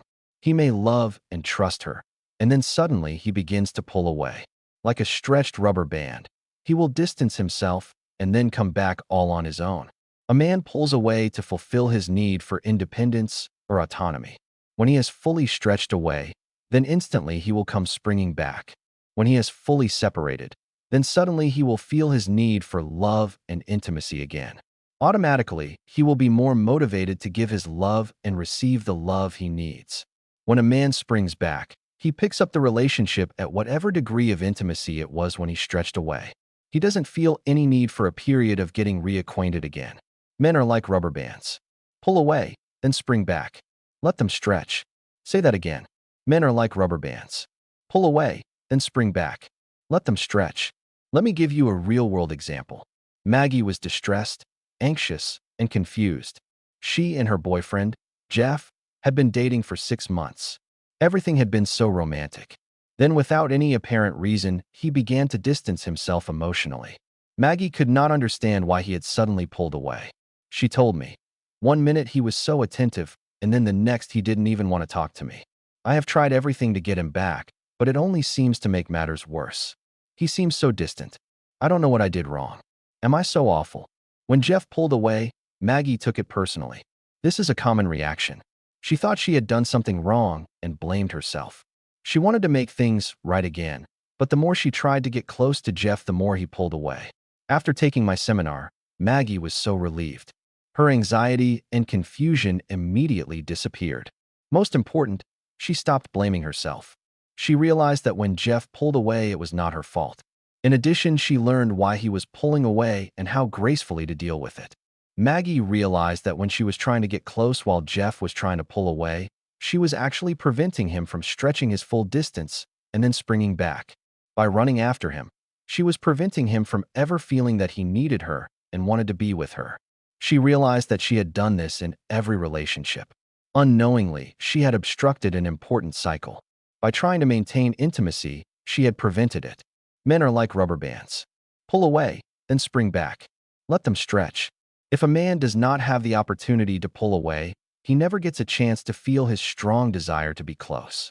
It is essential for women to understand that if they insist on continuous intimacy or run after their intimate male partner when he pulls away, then he will almost always be trying to escape and distance himself. He will never get a chance to feel his own passionate longing for love. In my seminars, I demonstrate this with a big rubber band. Imagine that you are holding a rubber band. Now begin stretching your rubber band by pulling it to your right. This particular rubber band can stretch 12 inches. When the rubber band is stretched 12 inches, there is nowhere left to go but back. And when it returns, it has a lot of power and spring. Likewise, when a man has stretched away his full distance, he will return with a lot of power and spring. Once he pulls away to his limit, he begins to go through a transformation. His whole attitude begins to shift. This man who did not seem to care about or be interested in his partner while he was pulling away suddenly cannot live without her. He is now feeling again his need for intimacy. His power is back because his desire to love and be loved have been reawakened. This is generally puzzling for a woman because in her experience, if she is pulled away, becoming intimate again requires a period of reacquaintance. If she doesn't understand that men are different in this way, she may have a tendency to mistrust his sudden desire for intimacy and push him away. Men are like rubber bands. Pull away, then spring back. Let them stretch. Now let me explain why men pull away. Men begin to feel their need for autonomy and independence after they have fulfilled their need for intimacy. Automatically, when he begins to pull away, she begins to panic. What she doesn't realize is that when he pulls away and fulfills his need for autonomy, then suddenly he will want to be intimate again. A man automatically alternates between needing intimacy and autonomy. For example, in the beginning of his relationship, Jeff was strong and full of desire. His rubber band was fully stretched. He wanted to impress her, fulfill her, please her, and get close to her. As he succeeded, she also wanted to get closer. As she opened her heart to him, he got closer and closer. When they achieved intimacy, he felt wonderful. But after a brief period, a change took place. Imagine what happens to the rubber band. The rubber band becomes limp. Its power and stretch are gone. There is no longer any movement. This is exactly what happens to a man's desire to get close after intimacy has been achieved.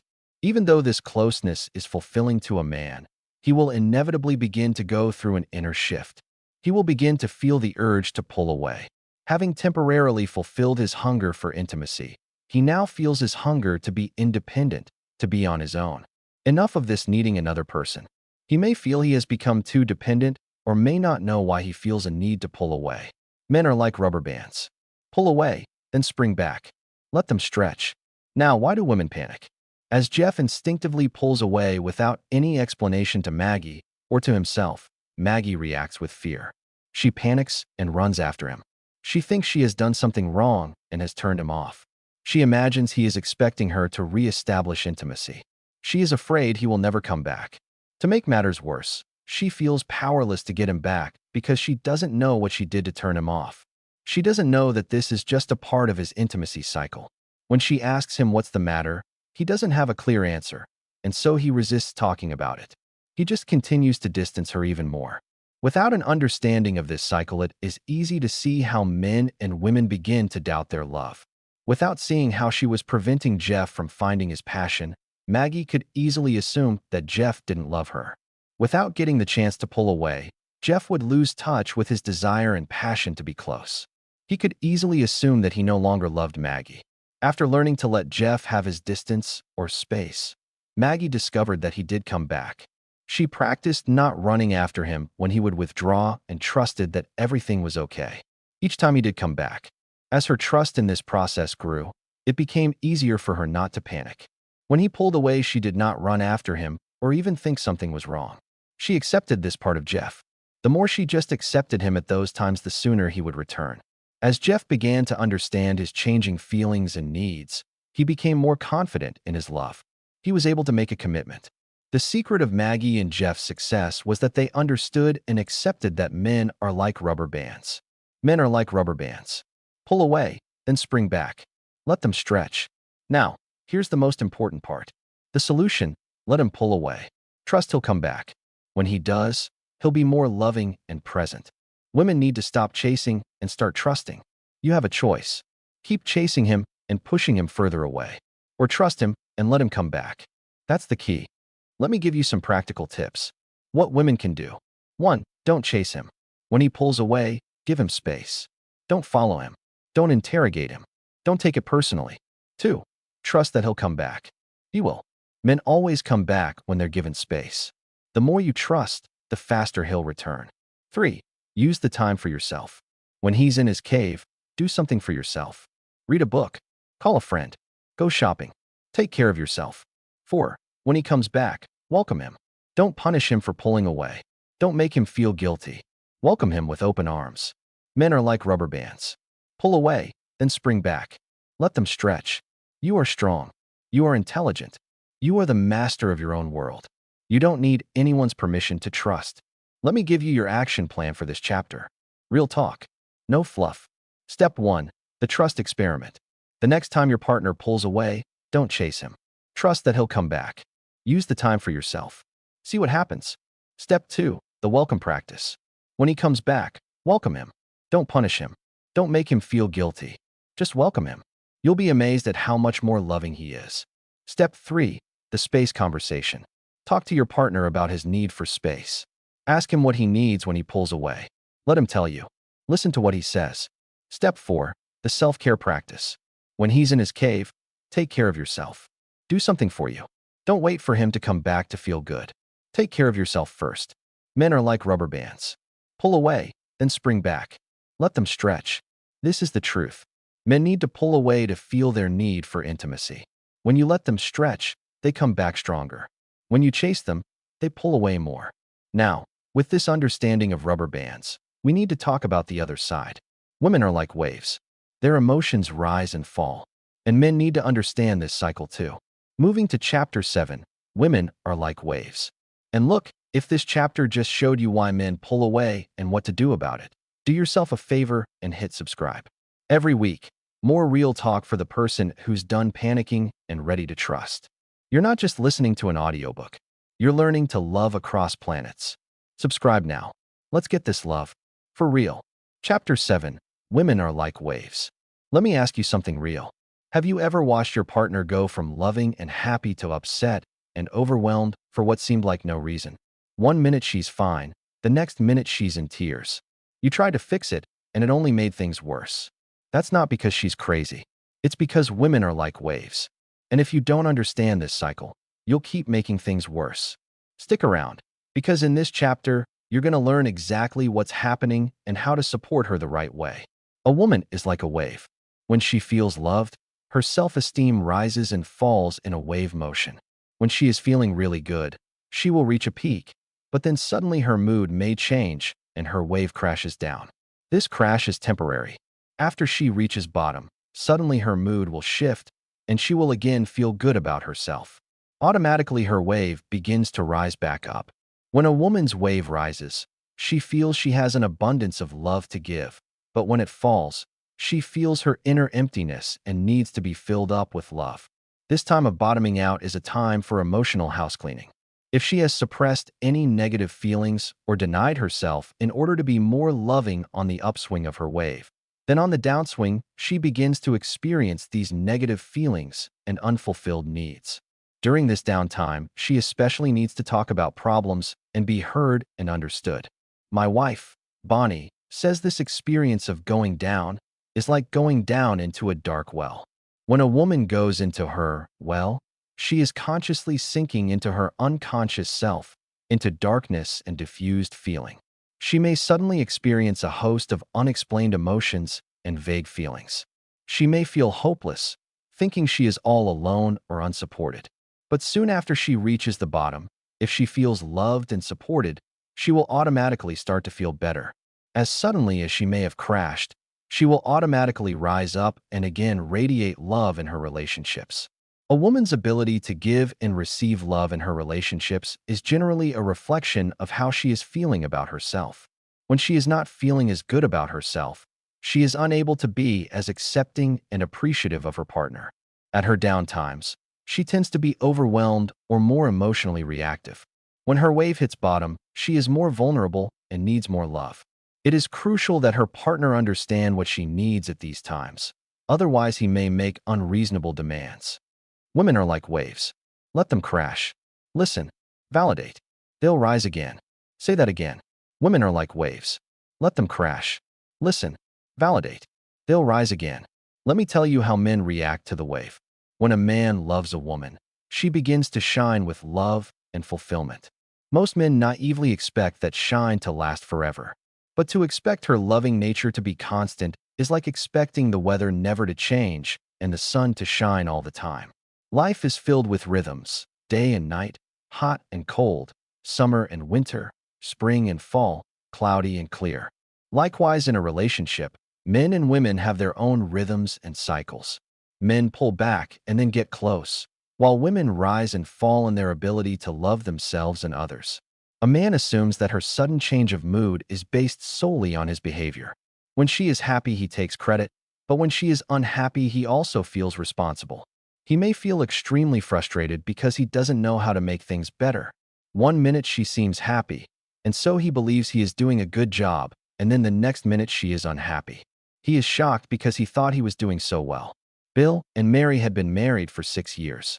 Bill had observed this wave pattern in Mary, but because he didn't understand it, he tried to fix it, which just made matters worse. He thought something was wrong with her tendency to go up and down. He would try explaining to her that she didn't need to be upset. Mary only felt more misunderstood and thus more distressed. Although he thought he was fixing it, he was actually preventing her from feeling better. When a woman moves into her well, He needs to learn that this is when she needs him the most, and it is not a problem to be solved or fixed, but an opportunity to support her with unconditional love. Bill said, "I can't understand my wife, Mary. For weeks, she is the most wonderful woman. She gives her love so unconditionally to me and to everyone. Then suddenly she becomes overwhelmed by how much she is doing for everyone and starts being disapproving of me. It's not my fault she's unhappy. I explain that to her, and we just get into the biggest fights." Like many men, Bill made the mistake of trying to prevent his partner from going down or bottoming out. He tried to rescue her by pulling her up. He had not learned that when his wife was going down, she needed to hit bottom before she could come up. When his wife, Mary, started to crash, her first symptom was to feel overwhelmed. Instead of listening to her with caring, warmth, and empathy, he would try to bring her back up with explanations of why she shouldn't be so upset. The last thing a woman needs when she is on her way down is someone telling her why she shouldn't be down. What she needs is someone to be with her as she goes down, to listen to her while she shares her feelings, and to empathize with what she is going through. Even if a man can't fully understand why a woman feels overwhelmed, he can offer his love, attention, and support. Women are like waves. Let them crash. Listen. Validate. They'll rise again. Now let me explain the warning signs that she may be going into her well. When a woman goes into her well, she may feel overwhelmed. There is so much to do. Insecure. I need more. Resentful. I do everything. Worried. But what about? Confused. I don't understand why. Exhausted. I can't do anything more. Hopeless. I don't know what to do. Passive. I don't care, do what you want. Demanding. You should. Withholding. No, I don't wanna. Mistrustful. What do you mean by that? Controlling. Well, did you? Disapproving. How could you forget? As she feels more and more supported at these difficult times, she begins to trust the relationship and is able to journey in and out of her well without conflict in her relationship or struggle in her life. This is the blessing of a loving relationship. To support a woman when she is in her well is a special gift that she will greatly appreciate. Gradually, she will become free from the gripping influence of her past. She will still have her ups and downs, but they will not be so extreme that they overshadow her loving nature. Women are like waves. Let them crash. Listen. Validate. They'll rise again. Now, here's the most important part. Men need to listen without judgment, validate her feelings, and let her hit bottom. Only then can her wave rise again. It's not personal, it's her cycle. You have a choice. Keep trying to fix her and make things worse. Or listen, validate, and let her heal. That's the key. Let me give you some practical tips. What men can do. 1. Don't try to fix her. She doesn't need to be fixed. She needs to be heard. 2. Don't tell her she shouldn't be upset. That only makes things worse. 3. Listen without judgment. Just listen. Nod. Say, I understand. 4. Validate her feelings. Say, that sounds really hard. I'm sorry you're going through this. 5. Let her hit bottom. Don't try to pull her up. She needs to go all the way down before she can come back up. 6. Be patient. She'll come back. She always does. Women are like waves. Let them crash. Listen. Validate. They'll rise again. You are strong. You are intelligent. You are the master of your own world. You don't need anyone's permission to listen. Let me give you your action plan for this chapter. Real talk. No fluff. Step 1. The validation practice. When your partner is upset, practice validating her feelings. Say, that sounds really hard. I understand why you're upset. Don't try to fix it. Just validate. Step 2. The listening practice. When she's in her well, just listen. Don't offer solutions. Don't tell her she shouldn't be upset. Just listen. Let her talk. Step 3. The patience practice. When she's down, be patient. Don't try to rush her out of it. Trust that she'll come back. She always does. Step 4. The support conversation. Talk to your partner about what she needs when she's in her well. Ask her, what do you need from me when you're upset? Let her tell you. Listen to what she says. Women are like waves. Let them crash. Listen. Validate. They'll rise again. This is the truth. Women's emotions rise and fall like waves. When they crash, they need to be heard, not fixed. When you listen and validate, they rise again. Now, with this understanding of the wave, we need to talk about the different emotional needs of men and women. Because men and women need different things to feel loved. Moving to Chapter 8, Discovering Our Different Emotional Needs. And look, if this chapter just showed you how to support your partner when she's down, do yourself a favor and hit subscribe. Every week, more real talk for the person who's done being confused and ready to understand. You're not just listening to an audiobook. You're learning to love across planets. Subscribe now. Let's get this love. For real. Chapter 8. Discovering Our Different Emotional Needs. Let me ask you something real. Have you ever given your heart to your partner, done everything you could to show them love, and they still didn't feel loved? You thought you were being loving. They thought you were being critical. You thought you were being supportive. They thought you were being controlling. That's not because you don't love each other. It's because men and women have completely different emotional needs. Men need trust, acceptance, appreciation, admiration, approval, and encouragement. Women need caring, understanding, respect, devotion, validation, and reassurance. And if you're giving what you need instead of what they need, you're speaking the wrong language. Stick around, because in this chapter, you're going to learn exactly what your partner needs to feel loved. And it might just change everything. Men and women generally are unaware that they have different emotional needs. As a result, they do not instinctively know how to support each other. Men typically give in relationships what men want, while women give what women want. Each mistakenly assumes that the other has the same needs and desires. As a result, they both end up dissatisfied and resentful. Both men and women feel they give and give, but do not get back. They feel their love is unacknowledged and unappreciated. The truth is they are both giving love, but not in the desired manner. For example, a woman thinks she is being loving when she asks a lot of caring questions or expresses concern. As we have discussed before, this can be very annoying to a man. He may start to feel controlled and want space. She is confused, because if she were offered this kind of support, she would be appreciative.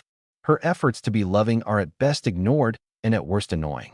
Similarly, men think they are being loving, but the way they express their love may make a woman feel invalidated and unsupported.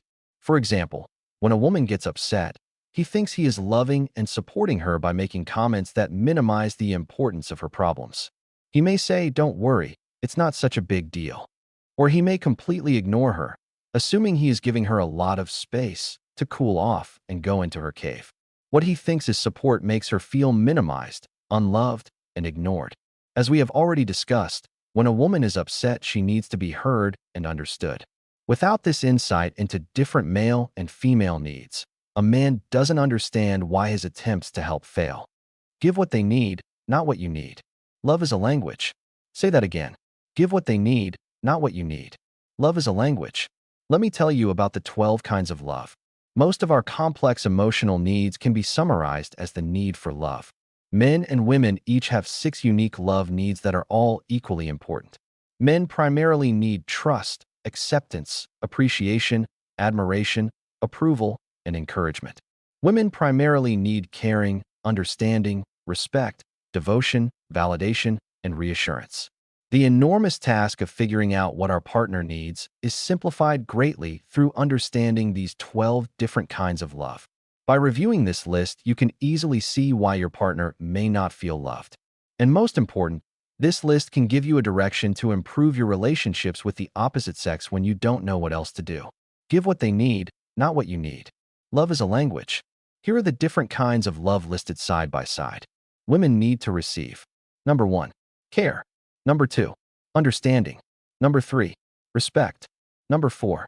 Devotion. Number 5. Validation. Number 6. Reassurance. Men need to receive. Number 1. Trust. Number 2. Acceptance. Number 3. Appreciation. Number 4. Admiration. Number 5. Approval. Number 6. Encouragement. Certainly, every man and woman ultimately needs all 12 kinds of love. To acknowledge the 6 kinds of love primarily needed by women does not imply that men do not need these kinds of love. Men also need caring, understanding, respect, devotion, validation, and reassurance. What is meant by primary need is that fulfilling a primary need is required before one is able fully to receive and appreciate the other kinds of love. A man becomes fully receptive to and appreciative of the 6 kinds of love primarily needed by women: caring, understanding, respect, devotion, validation, and reassurance. when his own primary needs are first fulfilled.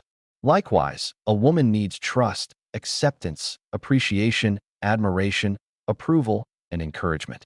But before she can truly value and appreciate these kinds of love, her primary needs first must be fulfilled. Understanding the primary kinds of love that your partner needs is a powerful secret for improving relationships on Earth. Remembering that men are from Mars will help you remember and accept that men have different primary love needs. It's easy for a woman to give what she needs and forget that her favorite Martian may need something else. Likewise, men tend to focus on their needs, losing track of the fact that the kind of love they need is not always appropriate for or supportive of their favorite Venusian. The most powerful and practical aspect of this new understanding of love is that these different kinds of love are reciprocal. For example, when a Martian expresses his caring and understanding, a Venusian automatically begins to reciprocate and return to him the trust and acceptance that he primarily needs. The same thing happens when a Venusian expresses her trust. A Martian automatically will begin to reciprocate with the caring she needs. Give what they need, not what you need. Love is a language. Let me break down each of these needs so you can understand them. 1. She needs caring and he needs trust. When a man shows interest in a woman's feelings and heartfelt concern for her well-being, she feels loved and cared for. When he makes her feel special in this caring way, he succeeds in fulfilling her first primary need. Naturally, she begins to trust him more. When she trusts, she becomes more open and receptive. When a woman's attitude is open and receptive toward a man, he feels trusted. To trust a man is to believe that he is doing his best and that he wants the best for his partner. When a woman's reactions reveal a positive belief in her man's abilities and intentions, his first primary love need is fulfilled. Automatically, he is more caring and attentive to her feelings and needs. 2. She needs understanding and he needs acceptance. When a man listens without judgment but with empathy and relatedness to a woman express her feelings, she feels heard and understood. An understanding attitude doesn't presume to already know a person's thoughts or feelings. Instead, it gathers meaning from what is heard and moves toward validating what is being communicated. The more a woman's need to be heard and understood is fulfilled, the easier it is for her to give her man the acceptance he needs. When a woman lovingly receives a man without trying to change him, he feels accepted. An accepting attitude does not reject, but affirms that he is being favorably received. It does not mean the woman believes he is perfect, but indicates that she is not trying to improve him, that she trusts him to make his own improvements. When a man feels accepted, it is much easier for him to listen and give her the understanding she needs and deserves. 3. She needs respect and he needs appreciation. When a man responds to a woman in a way that acknowledges and prioritizes her rights, wishes, and needs, she feels respected. When his behavior takes into consideration her thoughts and feelings, she is sure to feel respected. Concrete and physical expressions of respect, like flowers and remembering anniversaries, are essential to fulfill a woman's third primary love need. When she feels respected, it is much easier for her to give her man the appreciation that he deserves. When a woman acknowledges having received personal benefit and value from a man's efforts and behavior, he feels appreciated. Appreciation is the natural reaction to being supported. When a man is appreciated, he knows his effort is not wasted and is thus encouraged to give more. When a man is appreciated, he is automatically empowered and motivated to respect his partner more. Give what they need, not what you need. Love is a language. 4. She needs devotion and he needs admiration. When a man gives priority to a woman's needs and proudly commits himself to supporting and fulfilling her, her fourth primary love need is fulfilled. A woman thrives when she feels adored and special. A man fulfills her need to be loved in this way when he makes her feelings and needs more important than his other interests, like work, study, and recreation. When a woman feels that she is number one in his life, then, quite easily, she admires him. Just as a woman needs to feel a man's devotion, a man has a primary need to feel a woman's admiration. To admire a man is to regard him with wonder, delight, and pleased approval. A man feels admired when she is happily amazed by his unique characteristics or talents, which may include humor, strength, persistence, integrity, honesty, romance, kindness, love, understanding, and other so-called old-fashioned virtues. When a man feels admired, he feels secure enough to devote himself to his woman and adore her. 5. She needs validation and he needs approval.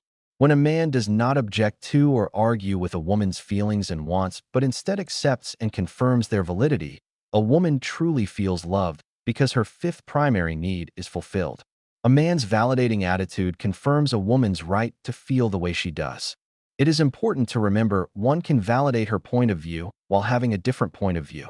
When a man learns how to let a woman know that he has this validating attitude, he is assured of getting the approval that he primarily needs. Deep inside, every man wants to be his woman's hero or knight in shining armor. The signal that he has passed her tests is her approval. A woman's approving attitude acknowledges the goodness in a man and expresses overall satisfaction with him. Remember, giving approval to a man doesn't always mean agreeing with him. An approving attitude recognizes or looks for the good reasons behind what he does. When he receives the approval he needs, it becomes easier for him to validate her feelings. 6. She needs reassurance and he needs encouragement. When a man repeatedly shows that he cares, understands, respects, validates, and is devoted to his partner, her primary need to be reassured is fulfilled. A reassuring attitude tells a woman that she is continually loved.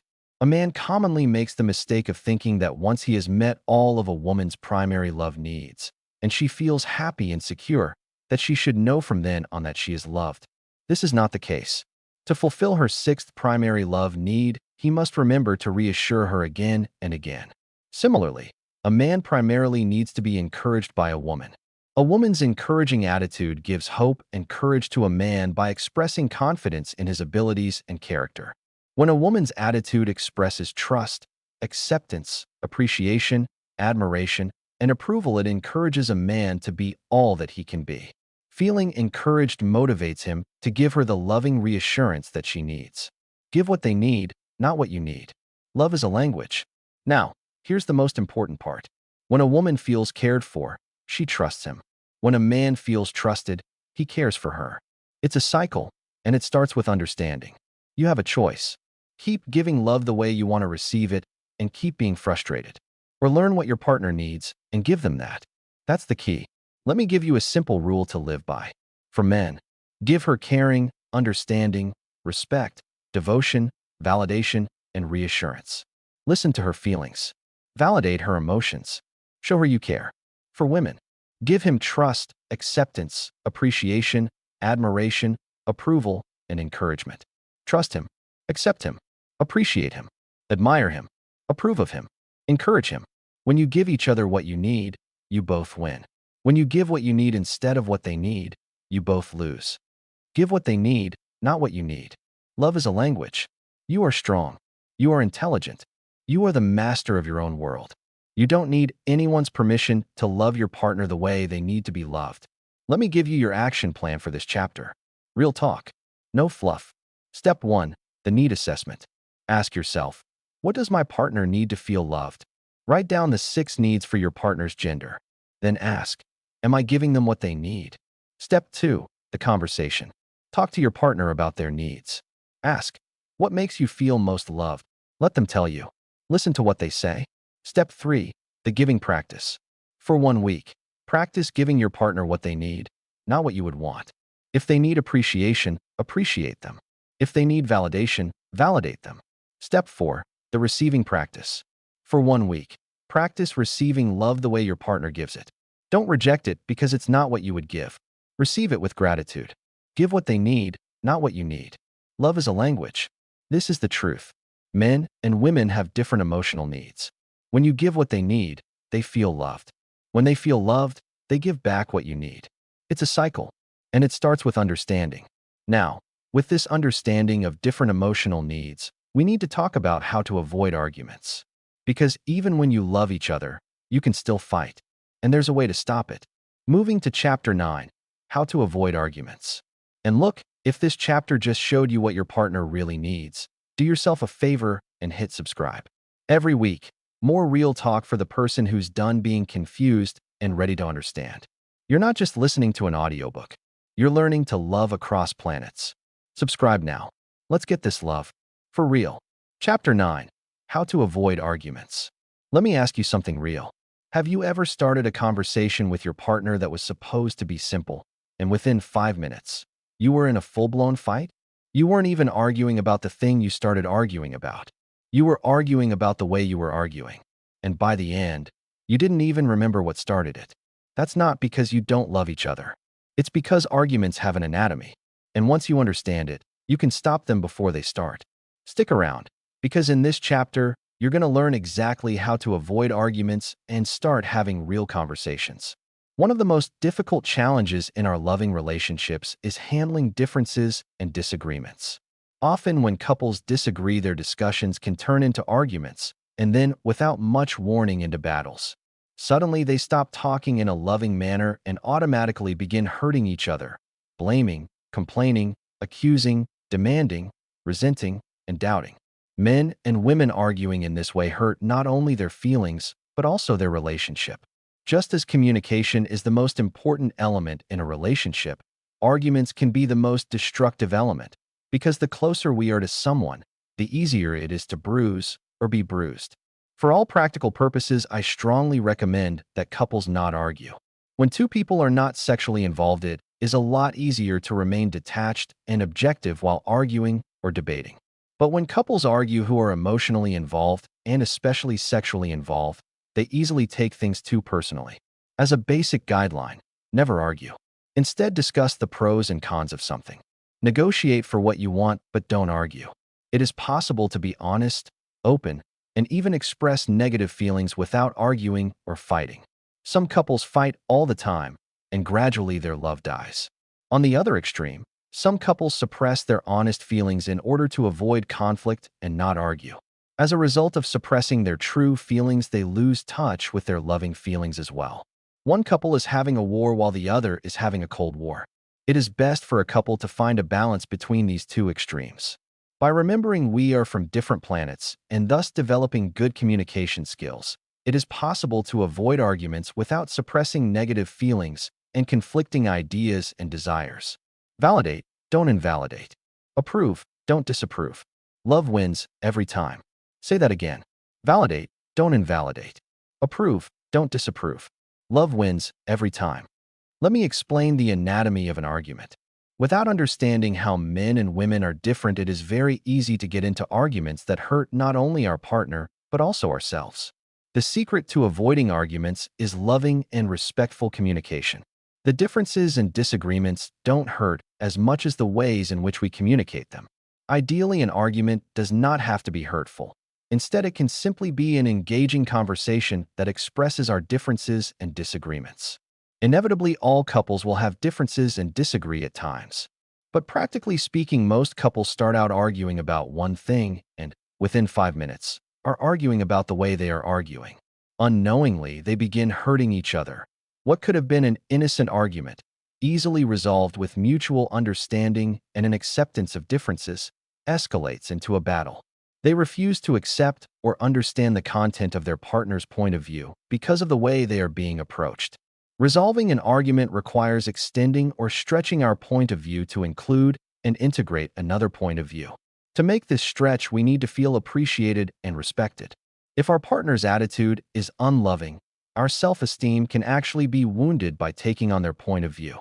The more intimate we are with someone, the more difficult it is objectively to hear their point of view without reacting to their negative feelings. To protect ourselves from feeling worthy of their disrespect or disapproval, automatic defenses come up to resist their point of view. Even if we agree with their point of view, we may stubbornly persist in arguing with them. Validate, don't invalidate. Approve, don't disapprove. Love wins every time. Let me tell you why arguments hurt. It is not what we say that hurts, but how we say it. Quite commonly, when a man feels challenged, his attention becomes focused on being right, and he forgets to be loving as well. Automatically, his ability to communicate in a caring, respectful, and reassuring tone decreases. He is aware neither of how uncaring he sounds, nor of how hurtful this is to his partner. At such times, a simple disagreement may sound like an attack to a woman. A request turns into an order. Naturally, a woman feels resistant to this unloving approach, even when she would be otherwise receptive to the content of what he was saying. A man unknowingly hurts his partner by speaking in an uncaring manner and then goes on to explain why she should not be upset. He mistakenly assumes she is resisting the content of his point of view, when really his unloving delivery is what upsets her. Because he does not understand her reaction, he focuses more on explaining the merit of what he is saying instead of correcting the way he is saying it. He has no idea that he is starting an argument. He thinks she is arguing with him. He defends his point of view while she defends herself from his sharpened expressions, which are hurtful to her. When a man neglects to honor a woman's hurt feelings, he invalidates them and increases her hurt. It is hard for him to understand her hurt because he is not as vulnerable to uncaring comments and tones. Consequently, a man may not even realize how much he is hurting his partner and thus provoking her resistance. Similarly, women don't realize how they are hurtful to men. Unlike a man, when a woman feels challenged, the tone of her speech automatically becomes increasingly mistrusting and rejecting. This kind of rejection is more hurtful to a man, especially when he is emotionally involved. Women start and escalate arguments by first sharing negative feelings about their partner's behavior and then by giving unsolicited advice. When a woman neglects to buffer her negative feelings with messages of trust and acceptance, a man responds negatively, leaving the woman confused. Again, she is unaware of how hurtful her mistrust is to him. Validate, don't invalidate. Approve, don't disapprove. Love wins every time. Now, here's the most important part. Men start arguments by invalidating feelings. Women start arguments by sharing disapproval. Both escalate without realizing it. The solution: validate her feelings first. Give him approval even when you disagree. Take timeouts. Write love letters. Don't fight, discuss. You have a choice. Keep invalidating and disapproving and keep fighting. Or start validating and approving and start connecting. That's the key. Let me give you some practical examples of how to avoid arguments. How men unknowingly start arguments. The most common way men start arguments is by invalidating a woman's feelings or point of view. Men don't realize how much they invalidate. For example, a man may make light of a woman's negative feelings. He might say, don't worry about it. To another man, this phrase would seem friendly. But to a female intimate partner, it is insensitive and hurts. In another example, a man might try to resolve a woman's upset by saying, "It's not such a big deal." Then he offers some practical solution to the problem, expecting her to be relieved and happy. He doesn't understand that she feels invalidated and unsupported. She cannot appreciate his solution until he validates her need to be upset.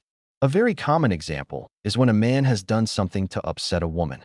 His instinct is to make her feel better by explaining why she shouldn't be upset.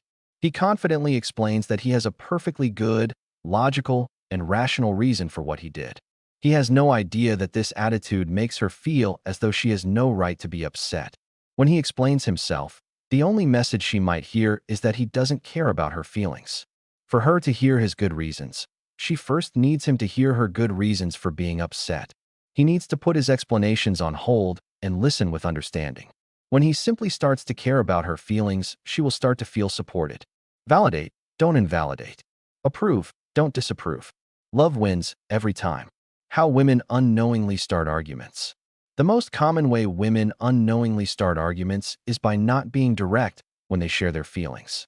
Instead of directly expressing her dislike or disappointment, a woman asks rhetorical questions and unknowingly or knowingly communicates a message of disapproval.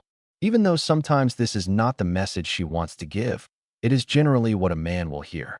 For example, when a man is late, a woman may feel, "I don't like waiting for you when you are late," or "I was worried that something had happened to you." When he arrives, instead of directly sharing her feelings, she asks a rhetorical question like, "How could you be so late?" Or "What am I supposed to think when you're so late?" Or "Why didn't you call?" Certainly asking someone, "Why didn't you call?" is okay if you are sincerely looking for a valid reason. But when a woman is upset, the tone of her voice often reveals that she's not looking for a valid answer, but is making the point that there is no acceptable reason for being late. When a man hears a question like, "How could you be so late?" or "Why didn't you call?" he does not hear her feelings, but instead hears her disapproval.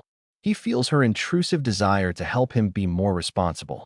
He feels attacked and becomes defensive. She has no idea how painful her disapproval is to him. Just as women need validation, men need approval. The more a man loves a woman, the more he needs her approval. Validate, don't invalidate. Approve, don't disapprove. Love wins every time. Let me give you a simple rule to live by. When she's upset, validate her feelings first. Don't explain. Don't defend. Don't justify. Just validate. Say, I understand why you're upset. That sounds really hard. Let her feel heard. Then, and only then, can you explain your side. When he makes a mistake, give him approval. Don't disapprove. Don't criticize. Don't correct. Say, I know you were trying your best. I appreciate you. Let him feel accepted. Then, and only then, can you share your concerns. Validate, don't invalidate. Approve, don't disapprove. Love wins every time. You are strong. You are intelligent. You are the master of your own world. You don't need anyone's permission to stop arguing. Let me give you your action plan for this chapter. Real talk. No fluff. Step 1. The validation practice. When your partner is upset, practice validating their feelings. Say, I understand why you're upset, before you explain anything. Let them feel heard. Step 2. The approval practice. When your partner makes a mistake, practice giving them approval. Say, I know you were trying your best, before you offer feedback. Let them feel accepted. Step 3. The timeout rule. When you feel an argument escalating, call a timeout. Say, I need a moment to think. Let's continue this in 20 minutes. Take a break. Come back calmer. Step 4. The love letter practice. When you're too upset to talk, write a love letter. Express your anger, sadness, fear, regret, and love. Then share it with your partner. Validate, don't invalidate. Approve, don't disapprove. Love wins every time. This is the truth. Arguments hurt because partners don't feel loved. The problem isn't the disagreement. It's the unloving way it's communicated. When you validate her feelings first, she feels heard. When you give him approval even when you disagree, he feels accepted. When you both feel loved, you can discuss anything. Now, with this understanding of arguments, we need to talk about how to score points with the opposite sex. Because men and women keep score differently, and understanding this can transform your relationship. Moving to Chapter 10, Scoring Points with the Opposite Sex. And look, if this chapter just showed you how to stop arguing and start connecting, do yourself a favor and hit subscribe. Every week, more real talk for the person who's done fighting and ready to understand. You're not just listening to an audiobook. You're learning to love across planets. Subscribe now. Let's get this love. For real. Chapter 10, Scoring Points with the Opposite Sex. Let me ask you something real. Have you ever gone all out for your partner, bought them a big gift, planned a fancy trip, done something huge, and they still seemed unfulfilled? You thought you scored big. They thought you scored once. You were playing by completely different rules. Men think one big gift scores many points. Women think every gift scores 1 point, big or small. And if you don't understand this difference, you'll keep doing big things that don't fill her love tank.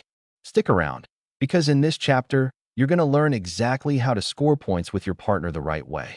A man thinks he scores high with a woman when he does something very big for her, like buying her a new car or taking her on a vacation. He assumes he scores less when he does something small, like opening the car door, buying her a flower, or giving her a hug. Based on this kind of scorekeeping, he believes he will fulfill her best by focusing his time, energy, and attention into doing something large for her. This formula, however, doesn't work because women keep score differently. When a woman keeps score, no matter how big or small a gift of love is, it scores 1 point.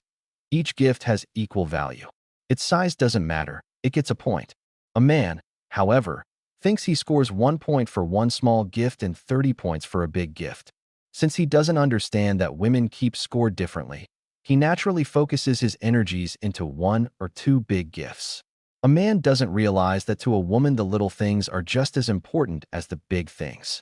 In other words, to a woman, a single rose gets as many points as paying the rent on time. Without understanding this basic difference in scorekeeping, men and women are continually frustrated and disappointed in their relationships. Little things fill her love tank. Appreciation fills his. Both win. Say that again. Little things fill her love tank. Appreciation fills his. Both win. Let me give you a real-world example. In counseling, Pam said, I do so much for Chuck and he ignores me. All he cares about is his work. Chuck said, But my work pays for our beautiful house and allows us to go on vacations. She should be happy. Pam replied, I don't care about this house or the vacations if we are not loving each other. I need more from you. Chuck said, You make it sound like you give so much more. Pam said, I do. I am always doing things for you. I do the wash, fix the meals, clean the house, everything. You do one thing. You go to work, which does pay the bills. But then you expect me to do everything else. Chuck is a successful doctor. Like most professionals, his work is very time-consuming but very profitable. He couldn't understand why his wife, Pam, was so discontent. He earned a good living, and he provided a good life for his wife and family. But when he came home, his wife was unhappy. In Chuck's mind, the more money he made at work, the less he needed to do at home to fulfill his wife. He thought his hefty paycheck at the end of the month scored him at least 30 points. When he opened his own clinic and doubled his income, he assumed he was now scoring 60 points a month. He had no idea that his paycheck earned him only 1 point each month with Pam, no matter how big it was. Chuck did not realize that from Pam's point of view, the more he earned, the less she got. His new clinic required more time and energy. To pick up the slack, she began to do even more to manage their personal life and relationship. As she gave more, she felt as if she was scoring about 60 points a month to his one. This made her very unhappy and resentful. Pam felt she was giving much more and getting less. From Chuck's point of view, he was now giving more, 60 points, and should get more from his wife. In his mind, the score was even. He was satisfied with their relationship except for one thing. She wasn't happy. He blamed her for wanting too much. To him, his increased pay equaled what she was giving. This attitude made Pam even more angry. Little things fill her love tank. Appreciation fills his. Both win. Chuck learned that doing little things for his wife made a big difference. He was amazed at how quickly things changed when he started devoting more time and energy to her. He began to appreciate that for a woman, little things are just as important as big things. He now understood why his work scored only 1 point. Actually, Pam had good reason to be unhappy. She truly needed Chuck's personal energy, effort, and attention much more than their wealthy lifestyle. Chuck discovered that by spending less energy making money and devoting just a little more energy in the right direction, his wife would be much happier. He recognized that he had been working longer hours in hopes of making her happier. Once he understood how she kept score, he could come home with a new confidence because he knew how to make her happy. There are a variety of ways a man can score points with his partner without having to do much. It is just a matter of redirecting the energy and attention he is already giving. Most men already know about many of these things but don't bother to do them because they don't realize how important the little things are to a woman. A man truly believes the little things are insignificant when compared to the big things he is doing for her. Some men may start out in a relationship doing the little things, but having done them once or twice they stop. Through some mysterious instinctive force, they begin to focus their energies into doing one big thing for their partners. They then neglect to do all the little things that are necessary for a woman to feel fulfilled in the relationship. To fulfill a woman, a man needs to understand what she needs to feel loved and supported. The way women score points is not just a preference, but a true need. Women need many expressions of love in a relationship to feel loved. 1 or 2 expressions of love, no matter how important, will not and cannot fulfill her. This can be extremely hard for a man to understand. One way to look at it is to imagine that women have a love tank similar to the gas tank on a car. It needs to be filled over and over again. Doing many little things and scoring many points is the secret for filling a woman's love tank. A woman feels loved when her love tank is full. She is able to respond with greater love, trust, acceptance, appreciation, admiration, approval, and encouragement. Lots of little things are needed to top off her tank. Little things fill her love tank. Appreciation fills his. Both win. Now let me give you some examples of how a man can score points with a woman. 101 ways to score points with a woman. 1. Upon returning home, find her first before doing anything else and give her a hug. 2. Ask her specific questions about her day that indicate an awareness of what she was planning to do. 3. Practice listening and asking questions. 4. Resist the temptation to solve her problem. Sympathize instead. 5. Give her 20 minutes of unsolicited, quality attention. 6. Bring her cut flowers as a surprise as well as on special occasions. 7. Plan a date several days in advance. 8. If she generally makes dinner and she seems tired, offer to make dinner. 9. Compliment her on how she looks. 10. Validate her feelings when she is upset. 11. Offer to help her when she is tired. 12. Schedule extra time when traveling so that she doesn't have to rush. 13. When you are going to be late, call her and let her know. 14. When she asks for support, say yes or no without making her wrong for asking. 15. Whenever her feelings have been hurt, give her some empathy and tell her, "I'm sorry you feel hurt." 16. Whenever you need to pull away, let her know you will be back. 17. When you've cooled off and you come back, talk about what was bothering you. 18. Offer to build a fire in wintertime. 19. When she talks to you, put down the magazine or turn off the TV and give her your full attention. 20. If she usually washes the dishes, occasionally offer to wash the dishes. 21. Notice when she is upset or tired and ask what she has to do. Then offer to help. 22. When going out, ask if there is anything she wants you to pick up at the store. 23. Let her know when you are planning to take a nap or leave. 24. Give her 4 hugs a day. 25. Call her from work to ask how she is or to tell her, "I love you." 26. Tell her, "I love you," at least a couple of times every day. 27. Make the bed and clean up the bedroom. 28. If she washes your socks, turn your socks right side out so she doesn't have to. 29. Notice when the trash is full and offer to empty it. 30. When you are out of town, call to leave a telephone number where you can be reached. Little things fill her love tank. Appreciation fills his. Both win. Now, here's the most important part. Women need to give appreciation for every effort. Men give points when they feel appreciated. It's a cycle. Appreciate more, get more. You have a choice.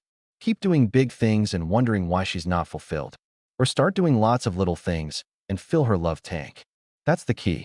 Let me give you a simple rule to live by. For men, do lots of little things. Open the door. Give hugs. Ask about her day. Listen. Validate. These small gestures add up. For women, appreciate his efforts. Say thank you. Let him know you notice. When he feels appreciated, he'll want to do more. Little things fill her love tank. Appreciation fills his. Both win. You are strong. You are intelligent.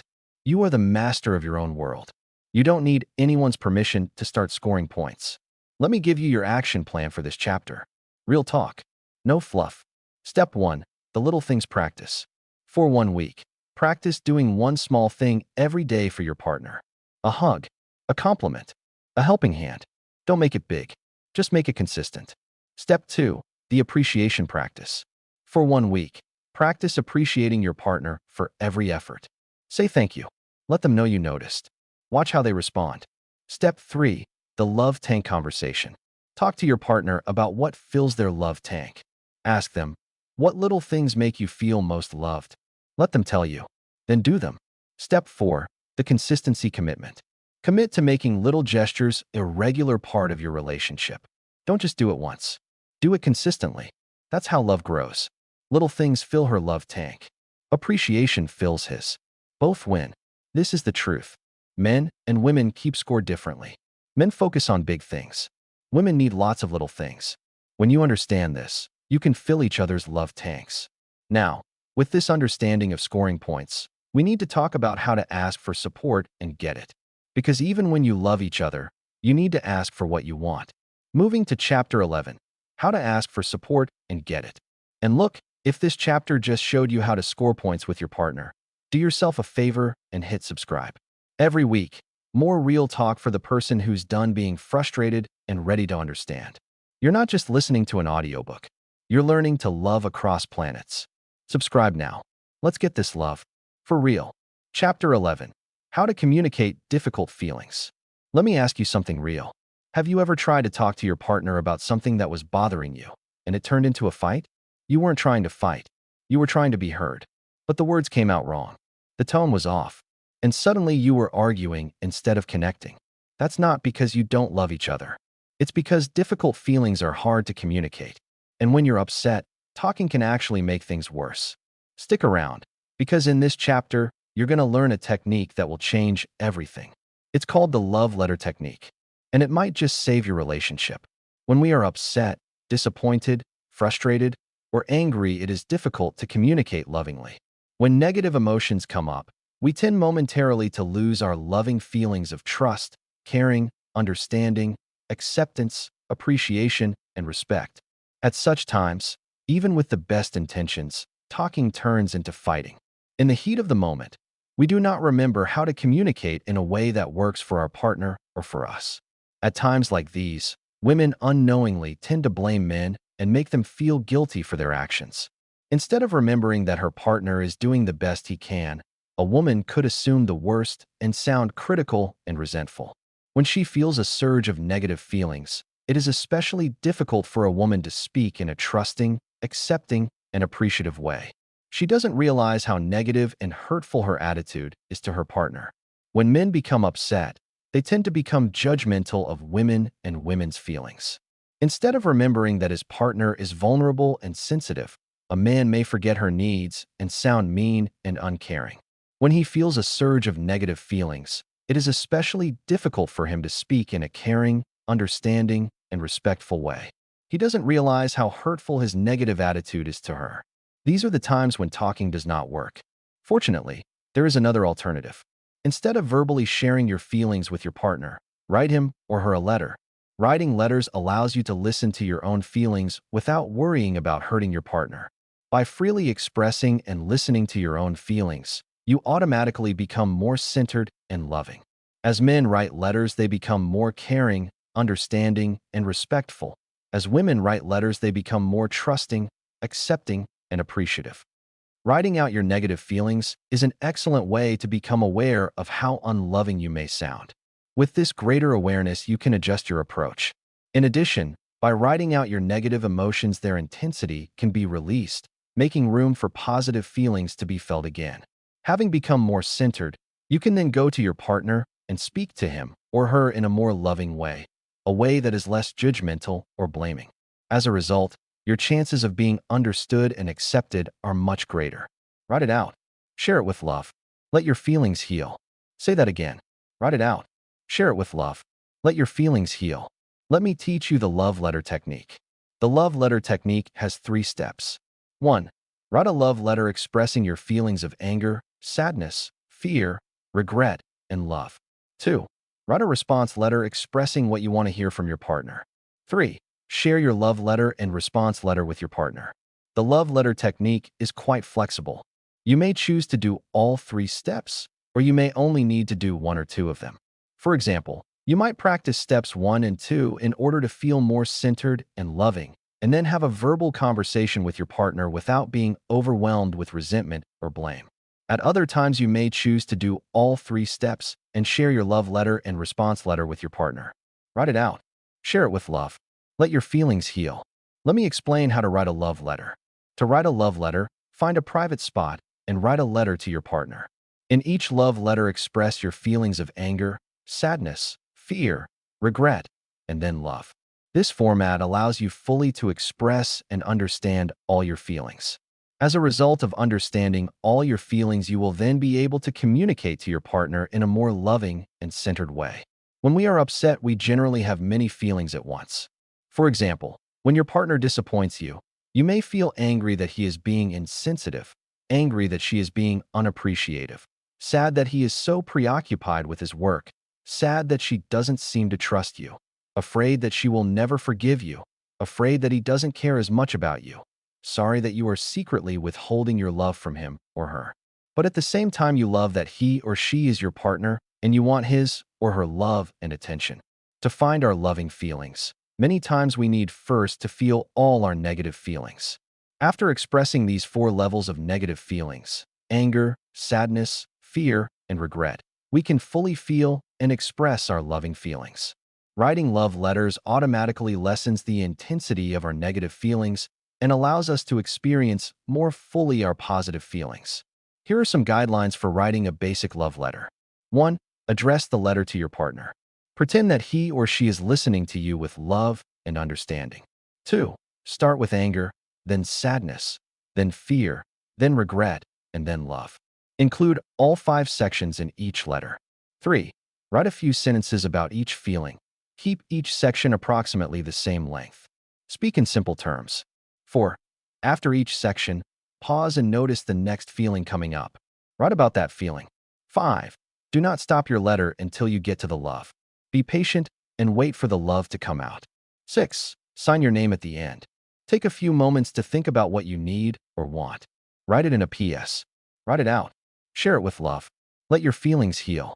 Let me give you an example of a love letter. A love letter about forgetfulness.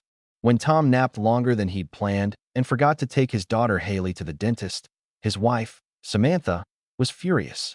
Instead of confronting Tom with her anger and disapproval, however, she sat down and wrote the following love letter. Dear Tom, anger, I am furious that you forgot. I am angry that you overslept. I hate it when you take naps and forget everything. I am tired of feeling responsible for everything. You expect me to do everything. I am tired of this. Sadness. I am sad that Haley missed her appointment. I am sad that you forgot. I am sad because I feel like I can't rely on you. I am sad that you have to work so hard. I am sad that you are so tired. I am sad that you have less time for me. I feel hurt when you are not excited to see me. I feel hurt when you forget things. I feel like you don't care. Fear. I am afraid I have to do everything. I am afraid to trust you. I am afraid that you don't care. I am afraid I will have to be responsible next time. I don't want to do everything. I need your help. I am afraid to need you. I am afraid you will never be responsible. I am afraid you are working too hard. I am afraid you may get sick. Regret. I feel embarrassed when you miss appointments. I feel embarrassed when you are late. I am sorry that I am so demanding. I am sorry that I am not more accepting. I feel ashamed that I am not more loving. I don't want to reject you. Love, I love you. I understand that you were tired. You worked so hard. I know you are doing your best. I forgive you for forgetting. Thank you for making another appointment. Thank you for wanting to take Haley to the dentist. I know you really do care. I know you love me. I feel so lucky to have you in my life. I want to have a loving evening with you. Love, Samantha. P.S. I need to hear that you will be responsible to take Haley next week to the dentist. Write it out. Share it with love. Let your feelings heal. Now let me explain the response letter. Writing a response letter is the second step in the love letter technique. Once you have expressed both your negative and positive feelings, taking an additional 3 to 5 minutes to write a response letter can be a healing process. In this letter, you will write the kind of response you would like to have from your partner. It works like this. Imagine that your partner is able to respond lovingly to your hurt feelings, the ones you expressed in your love letter. Write a short letter to yourself pretending it is your partner writing to you. Include all the things you would like to hear from your partner about the hurts you have expressed. Here is an example of a response letter to Samantha's love letter. Dear Samantha, thank you for loving me so much. Thank you for sharing your feelings. I understand that it hurts you when I forget things. I understand that it hurts when I oversleep. I am sorry that I let you down. You deserve my support, and I want to support you more. I will make sure Haley gets to the dentist next week. I do love you, and I feel so happy that you are my wife. I love you, Tom. Write it out. Share it with love. Let your feelings heal. Now, here's the most important part. Sharing love letters creates intimacy and understanding. It teaches your partner what you need. It heals the past. You have a choice. Keep trying to talk when you're upset and keep fighting. Or write it out, share it with love, and let your feelings heal. That's the key. Let me give you a simple rule to live by. When you're upset, don't talk. Write. Write about your anger. Write about your sadness. Write about your fear. Write about your regret. Then write about your love. When you're ready, share. Let your partner read it. Let them respond. Let the healing begin. Write it out. Share it with love. Let your feelings heal. You are strong. You are intelligent. You are the master of your own world. You don't need anyone's permission to write your feelings. Let me give you your action plan for this chapter. Real talk. No fluff. Step 1. The love letter practice. The next time you're upset with your partner, write a love letter instead of talking. Express your anger, sadness, fear, regret, and love. Let it all out. Step 2. The response letter practice. After you write your love letter, write a response letter from your partner. Imagine them responding with love and understanding. Write what you need to hear. Step 3. The sharing practice. When you're ready, share your love letter with your partner. Let them read it. Let them respond. Let the healing begin. Step 4. The consistency commitment. Make love letters a regular practice. Whenever you're upset, write. Whenever you're struggling, write. Let writing become your way of processing. Write it out. Share it with love. Let your feelings heal. This is the truth. When negative feelings come up, talking can turn into fighting. Writing is safer. The love letter technique helps express feelings without blame. It teaches your partner what you need. It heals the past. Now, with this understanding of how to communicate difficult feelings, we need to talk about how to ask for support and get it. Because even when you love each other, you need to ask for what you want. Moving to Chapter 12, how to ask for support and get it.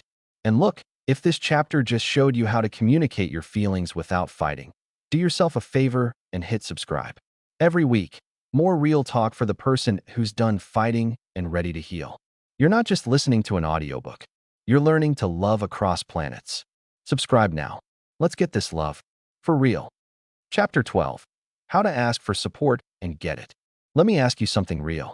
Have you ever needed help from your partner and been afraid to ask? You didn't want to seem needy. You didn't want to be a burden. You thought they should just know what you need. So you stayed silent. And then you resented them for not offering. That's not because they don't love you. It's because men and women have completely different ways of asking and offering support. Women often don't ask. They expect men to offer. Men wait to be asked. And this mismatch creates resentment. Stick around, because in this chapter, you're going to learn exactly how to ask for support and actually get it. If you are not getting the support you want in your relationships, a significant reason may be that you do not ask enough, or you may ask in a way that doesn't work. Asking for love and support is essential to the success of any relationship. If you want a GT, then you have to yes gay. Both men and women have difficulty asking for support. Women, however, tend to find it much more frustrating and disappointing to ask for support than men do. For this reason, I will be addressing this chapter to women. Of course, men will deepen their understanding of women if they too read this chapter.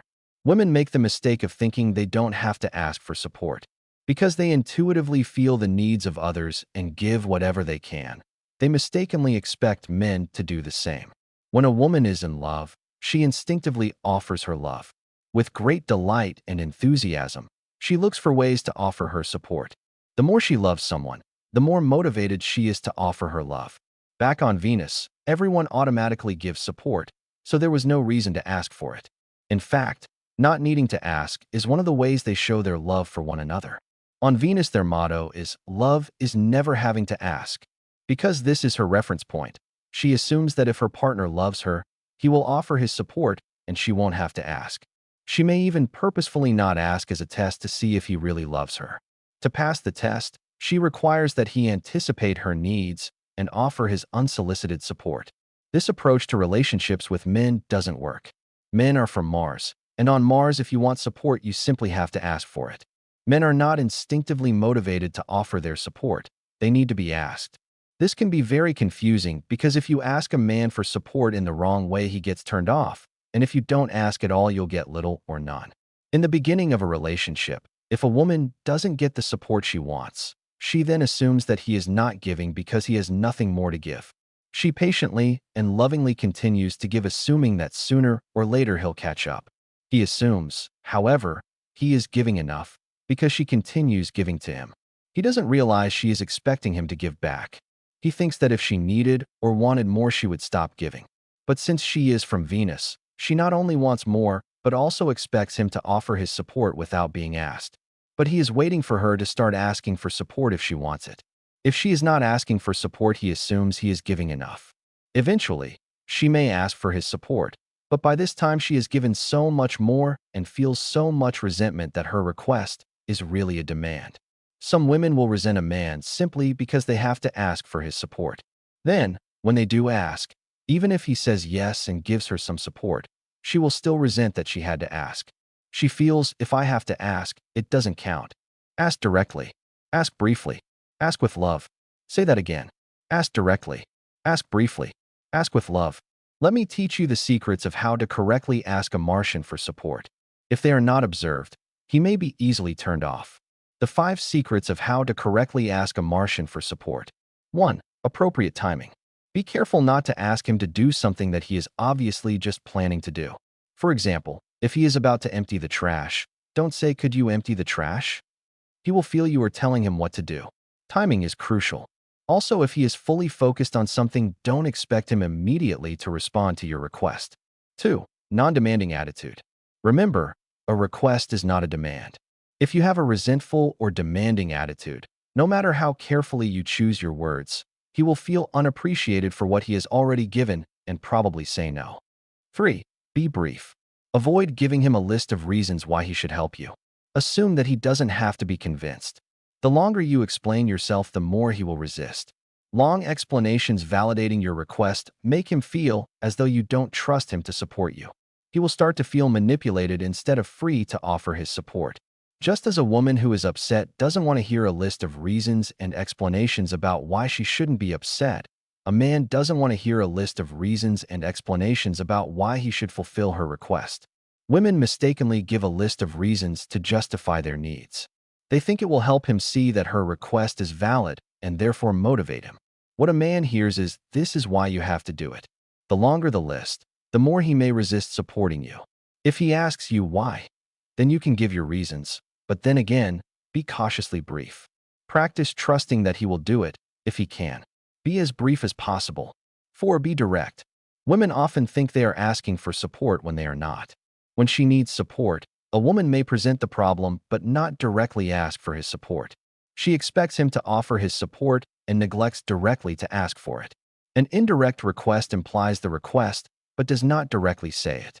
These indirect requests make a man feel taken for granted and unappreciated. Occasionally using indirect statements is certainly okay, but when they are repeatedly used, a man becomes resistant to giving his support. He may not even know why he is so resistant. 5. Use correct wording. One of the most common mistakes in asking for support is the use of could and can in place of would and will.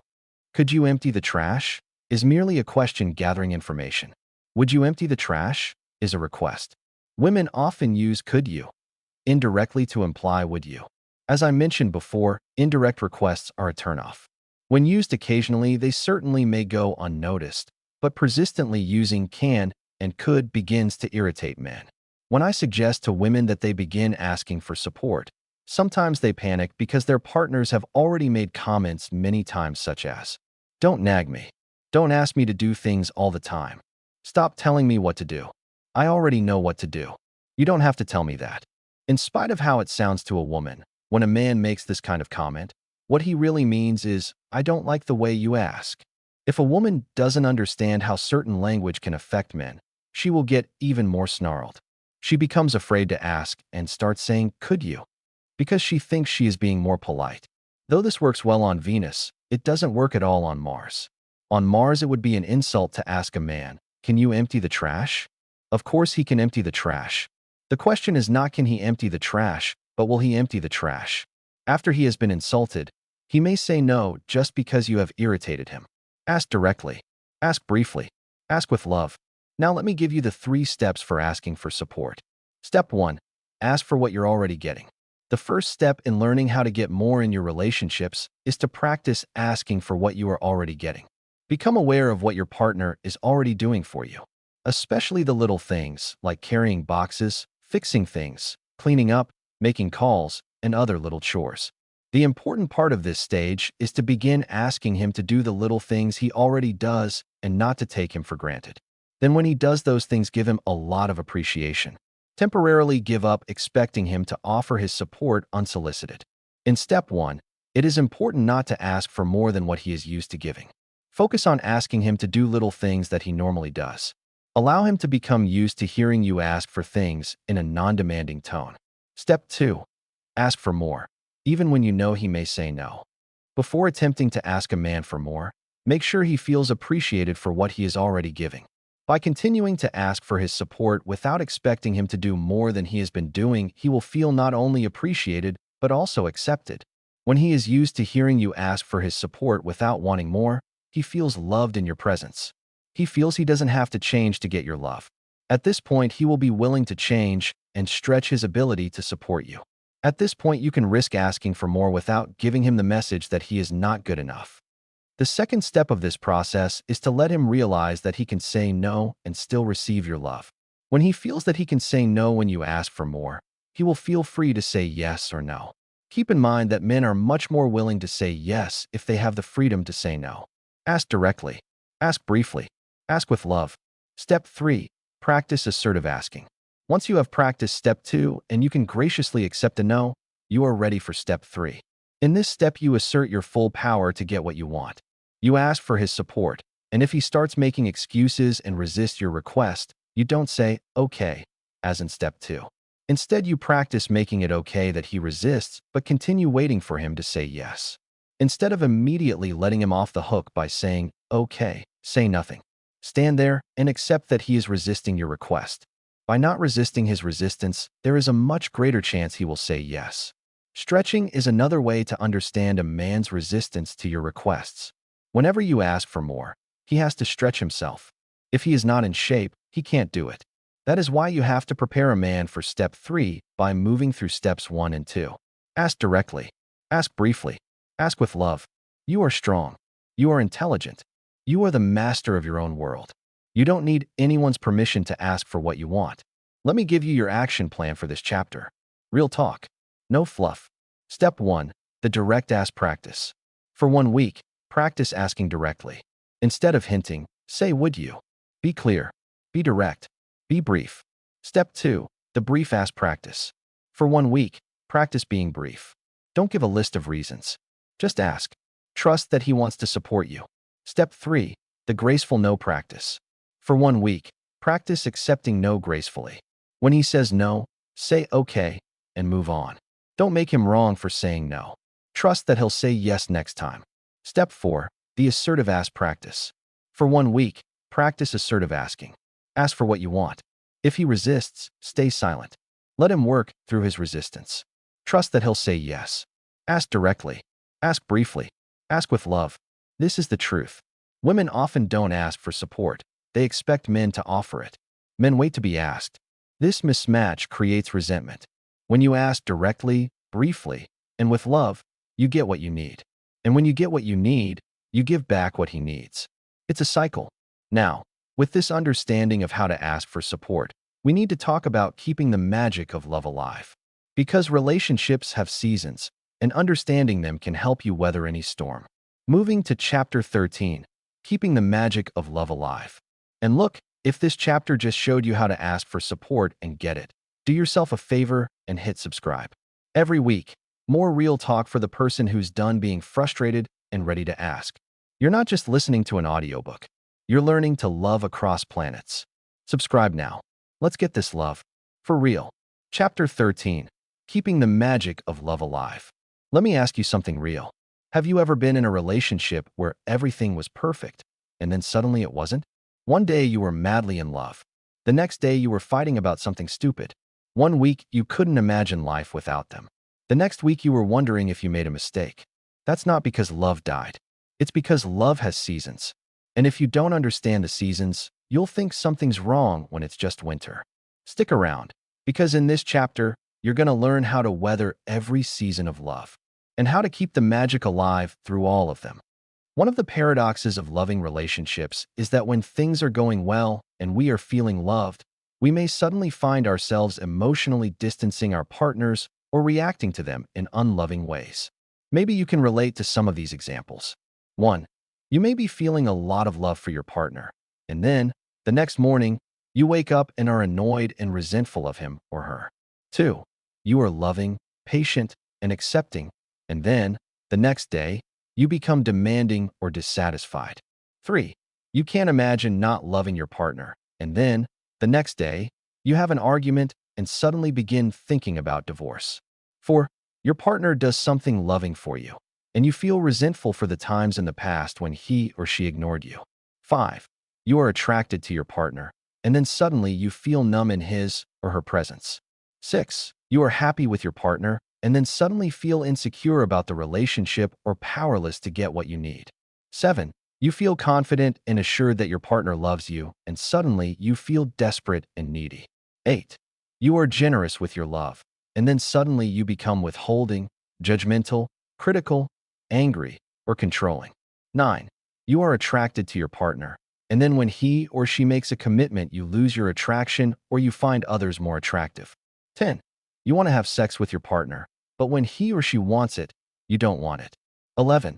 You feel good about yourself and your life, and then, suddenly, you begin feeling unworthy, abandoned, and inadequate. 12. You have a wonderful day and look forward to seeing your partner. But when you see him or her, something that your partner says makes you feel disappointed, depressed, repelled, tired, or emotionally distant. Maybe you have noticed your partner going through some of these changes as well. Take a moment to reread the above list, thinking about how your partner may suddenly lose his or her ability to give you the love you deserve. Probably you have experienced his or her sudden shifts at times. It is very common for two people who are madly in love one day to hate each other or fight the very next day. These sudden shifts are confusing, yet they are common. If we don't understand why they happen, we may think we are going crazy, or we may mistakenly conclude that our love has died. Fortunately, there is an explanation. Love has seasons. Winter always leads to spring. Say that again. Love has seasons. Winter always leads to spring. Let me explain the seasons of love. The springtime of love. Falling in love is like springtime. We feel as though we will be happy forever. We cannot imagine not loving our partner. It is a time of innocence. Love seems eternal. It is a magical time when everything seems perfect and works effortlessly. Our partner seems to be the perfect fit. We effortlessly dance together in harmony and rejoice in our good fortune. The summer of love. Throughout the summer of our love, we realize our partner is not as perfect as we thought, and we have to work on our relationship. Not only is our partner from another planet, but he or she is also a human who makes mistakes and is flawed in certain ways. Frustration and disappointment arise. Weeds need to be uprooted and plants need extra watering under the hot sun. It is no longer easy to give love and get the love we need. We discover that we are not always happy, and we do not always feel loving. It is not our picture of love. Many couples at this point become disillusioned. They do not want to work on a relationship. They unrealistically expect it to be spring all the time. They blame their partners and give up. They do not realize that love is not always easy. Sometimes it requires hard work under a hot sun. In the summer season of love, we need to nurture our partner's needs as well as ask for and get the love we need. It doesn't happen automatically. Love has seasons. Winter always leads to spring. The autumn of love. As a result of tending the garden during the summer, we get to harvest the results of our hard work. Fall has come. It is a golden time, rich and fulfilling. We experience a more mature love that accepts and understands our partner's imperfections as well as our own. It is a time of thanksgiving and sharing. Having worked hard during summer, we can relax and enjoy the love we have created. The winter of love. Then the weather changes again and winter comes. During the cold, barren months of winter, all of nature pulls back within itself. It is a time of rest, reflection, and renewal. This is a time in relationships when we experience our own unresolved pain or our shadow self. It is when our lid comes off and our painful feelings emerge. It is a time of solitary growth when we need to look more to ourselves than to our partners for love and fulfillment. It is a time of healing. This is the time when men hibernate in their caves and women sink to the bottom of their wells. After loving and healing ourselves through the dark winter of love, then spring inevitably returns. Once again, we are blessed with the feelings of hope, love, and an abundance of possibilities. Based on the inner healing and soul-searching of our wintry journey, we are then able to open our hearts and feel the springtime of love. Love has seasons. Winter always leads to spring. Now, here's the most important part. When love brings up unresolved feelings, partners may fight or withdraw. This is normal. The feelings aren't about the present, they're from the past. You have a choice. Keep blaming your partner when things get hard and keep struggling. Or understand that love has seasons and weather the storms together. That's the key. Let me explain why this happens. Love brings up our unresolved feelings. One day we are feeling loved, and the next day we are suddenly afraid to trust love. The painful memories of being rejected begin to surface when we are faced with trusting and accepting our partner's love.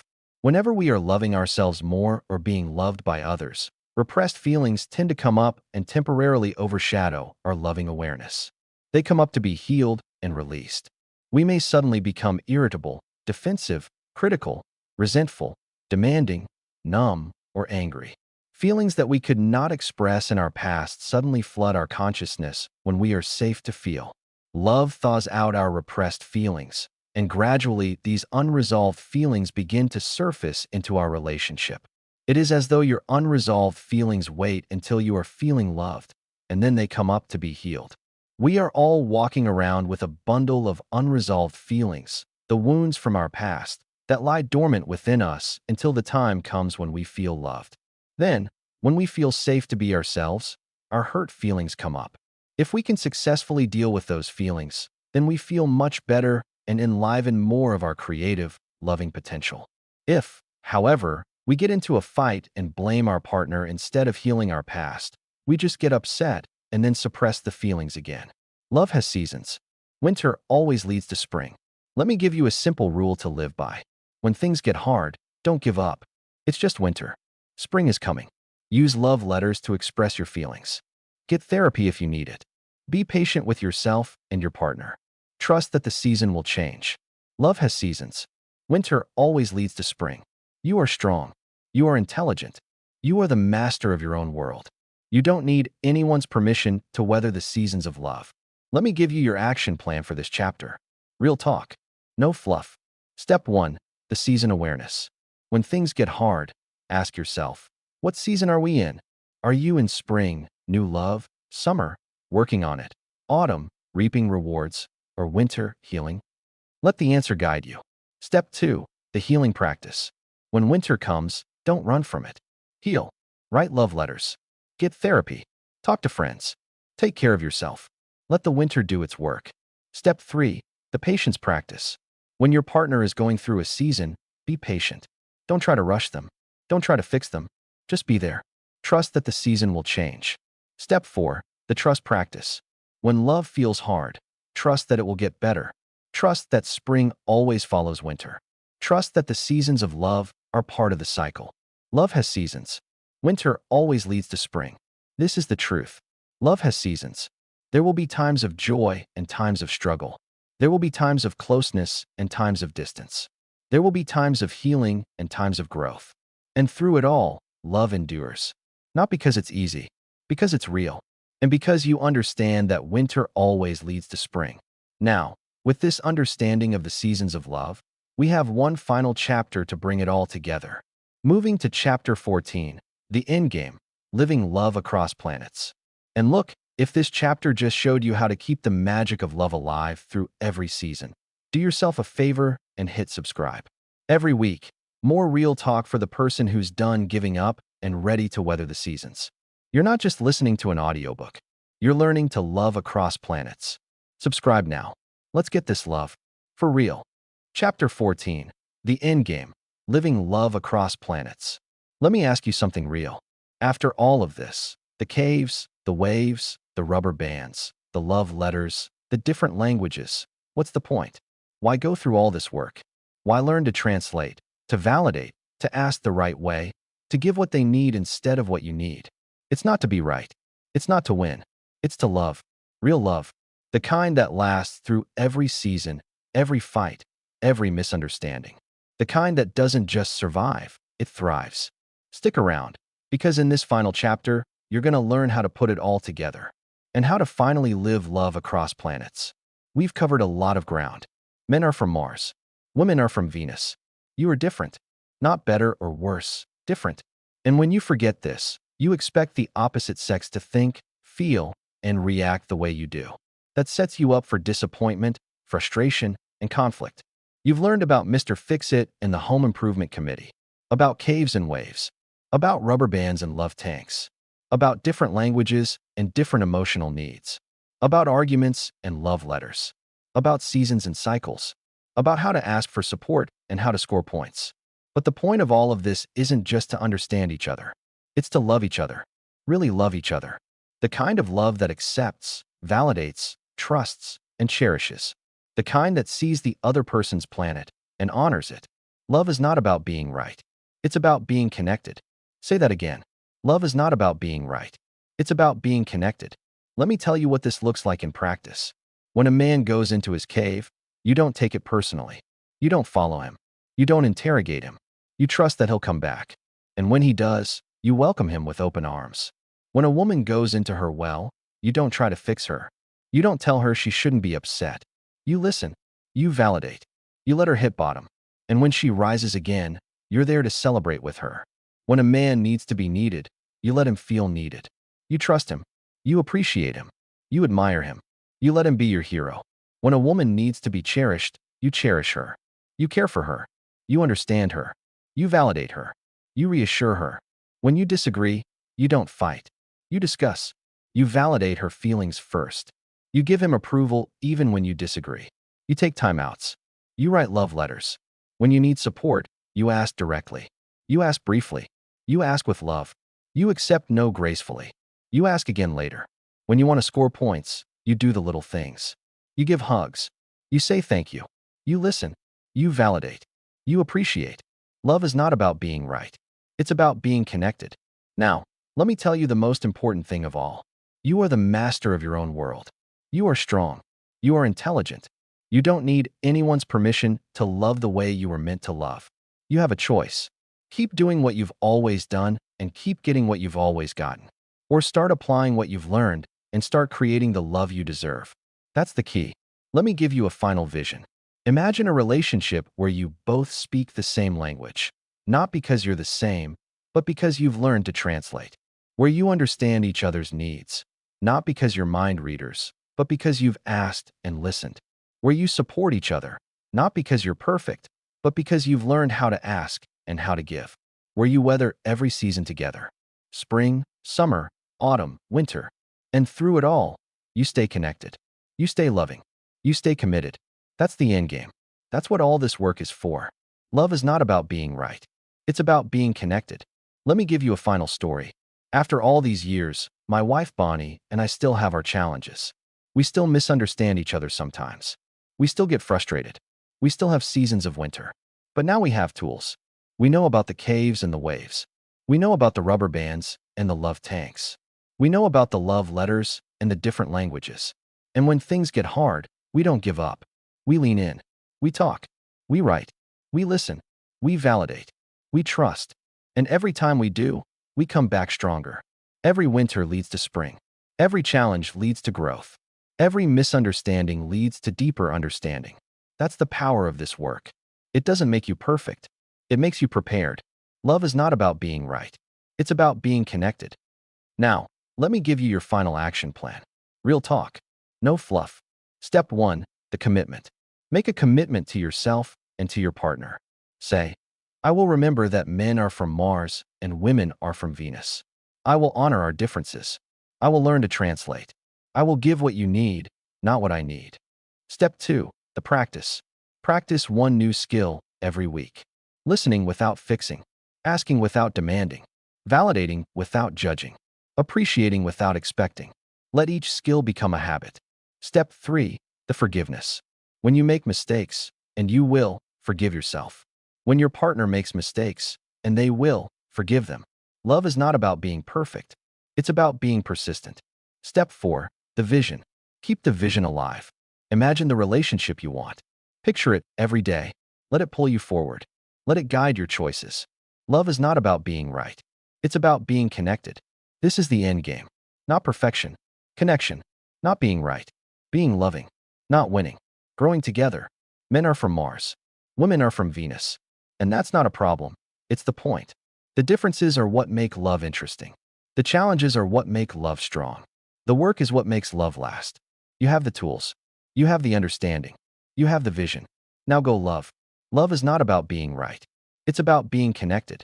And look, if this journey just gave you the keys to understanding your partner, do yourself a favor and hit subscribe. Every week, more real talk for the person who's done fighting and ready to connect. You're not just listening to an audiobook. You're learning to love across planets. Subscribe now. Let's get this love. For real. Men are from Mars. Women are from Venus. We speak different languages. We have different needs. We process stress differently. We give and receive love differently. And that's not a problem. That's the point. The problem isn't that we're different. The problem is that we forget we're supposed to be different. We expect the opposite sex to think, feel, and react the way we do. And when they don't, we take it personally. But now you know. You know about the caves and the waves, the rubber bands and the love tanks, the unsolicited advice and the invalidated feelings. You know how to listen without fixing, how to ask without demanding, how to love without losing yourself. The magic of love doesn't fade. It just gets buried under misunderstanding. Now you have the map to find it again. When you forget, and you will, remember this book. Remember that she needs to be heard. Remember that he needs to be trusted. Remember that love is a cycle and winter always leads to spring. You have the tools. The translator is in your hands. Go. Love. Understand.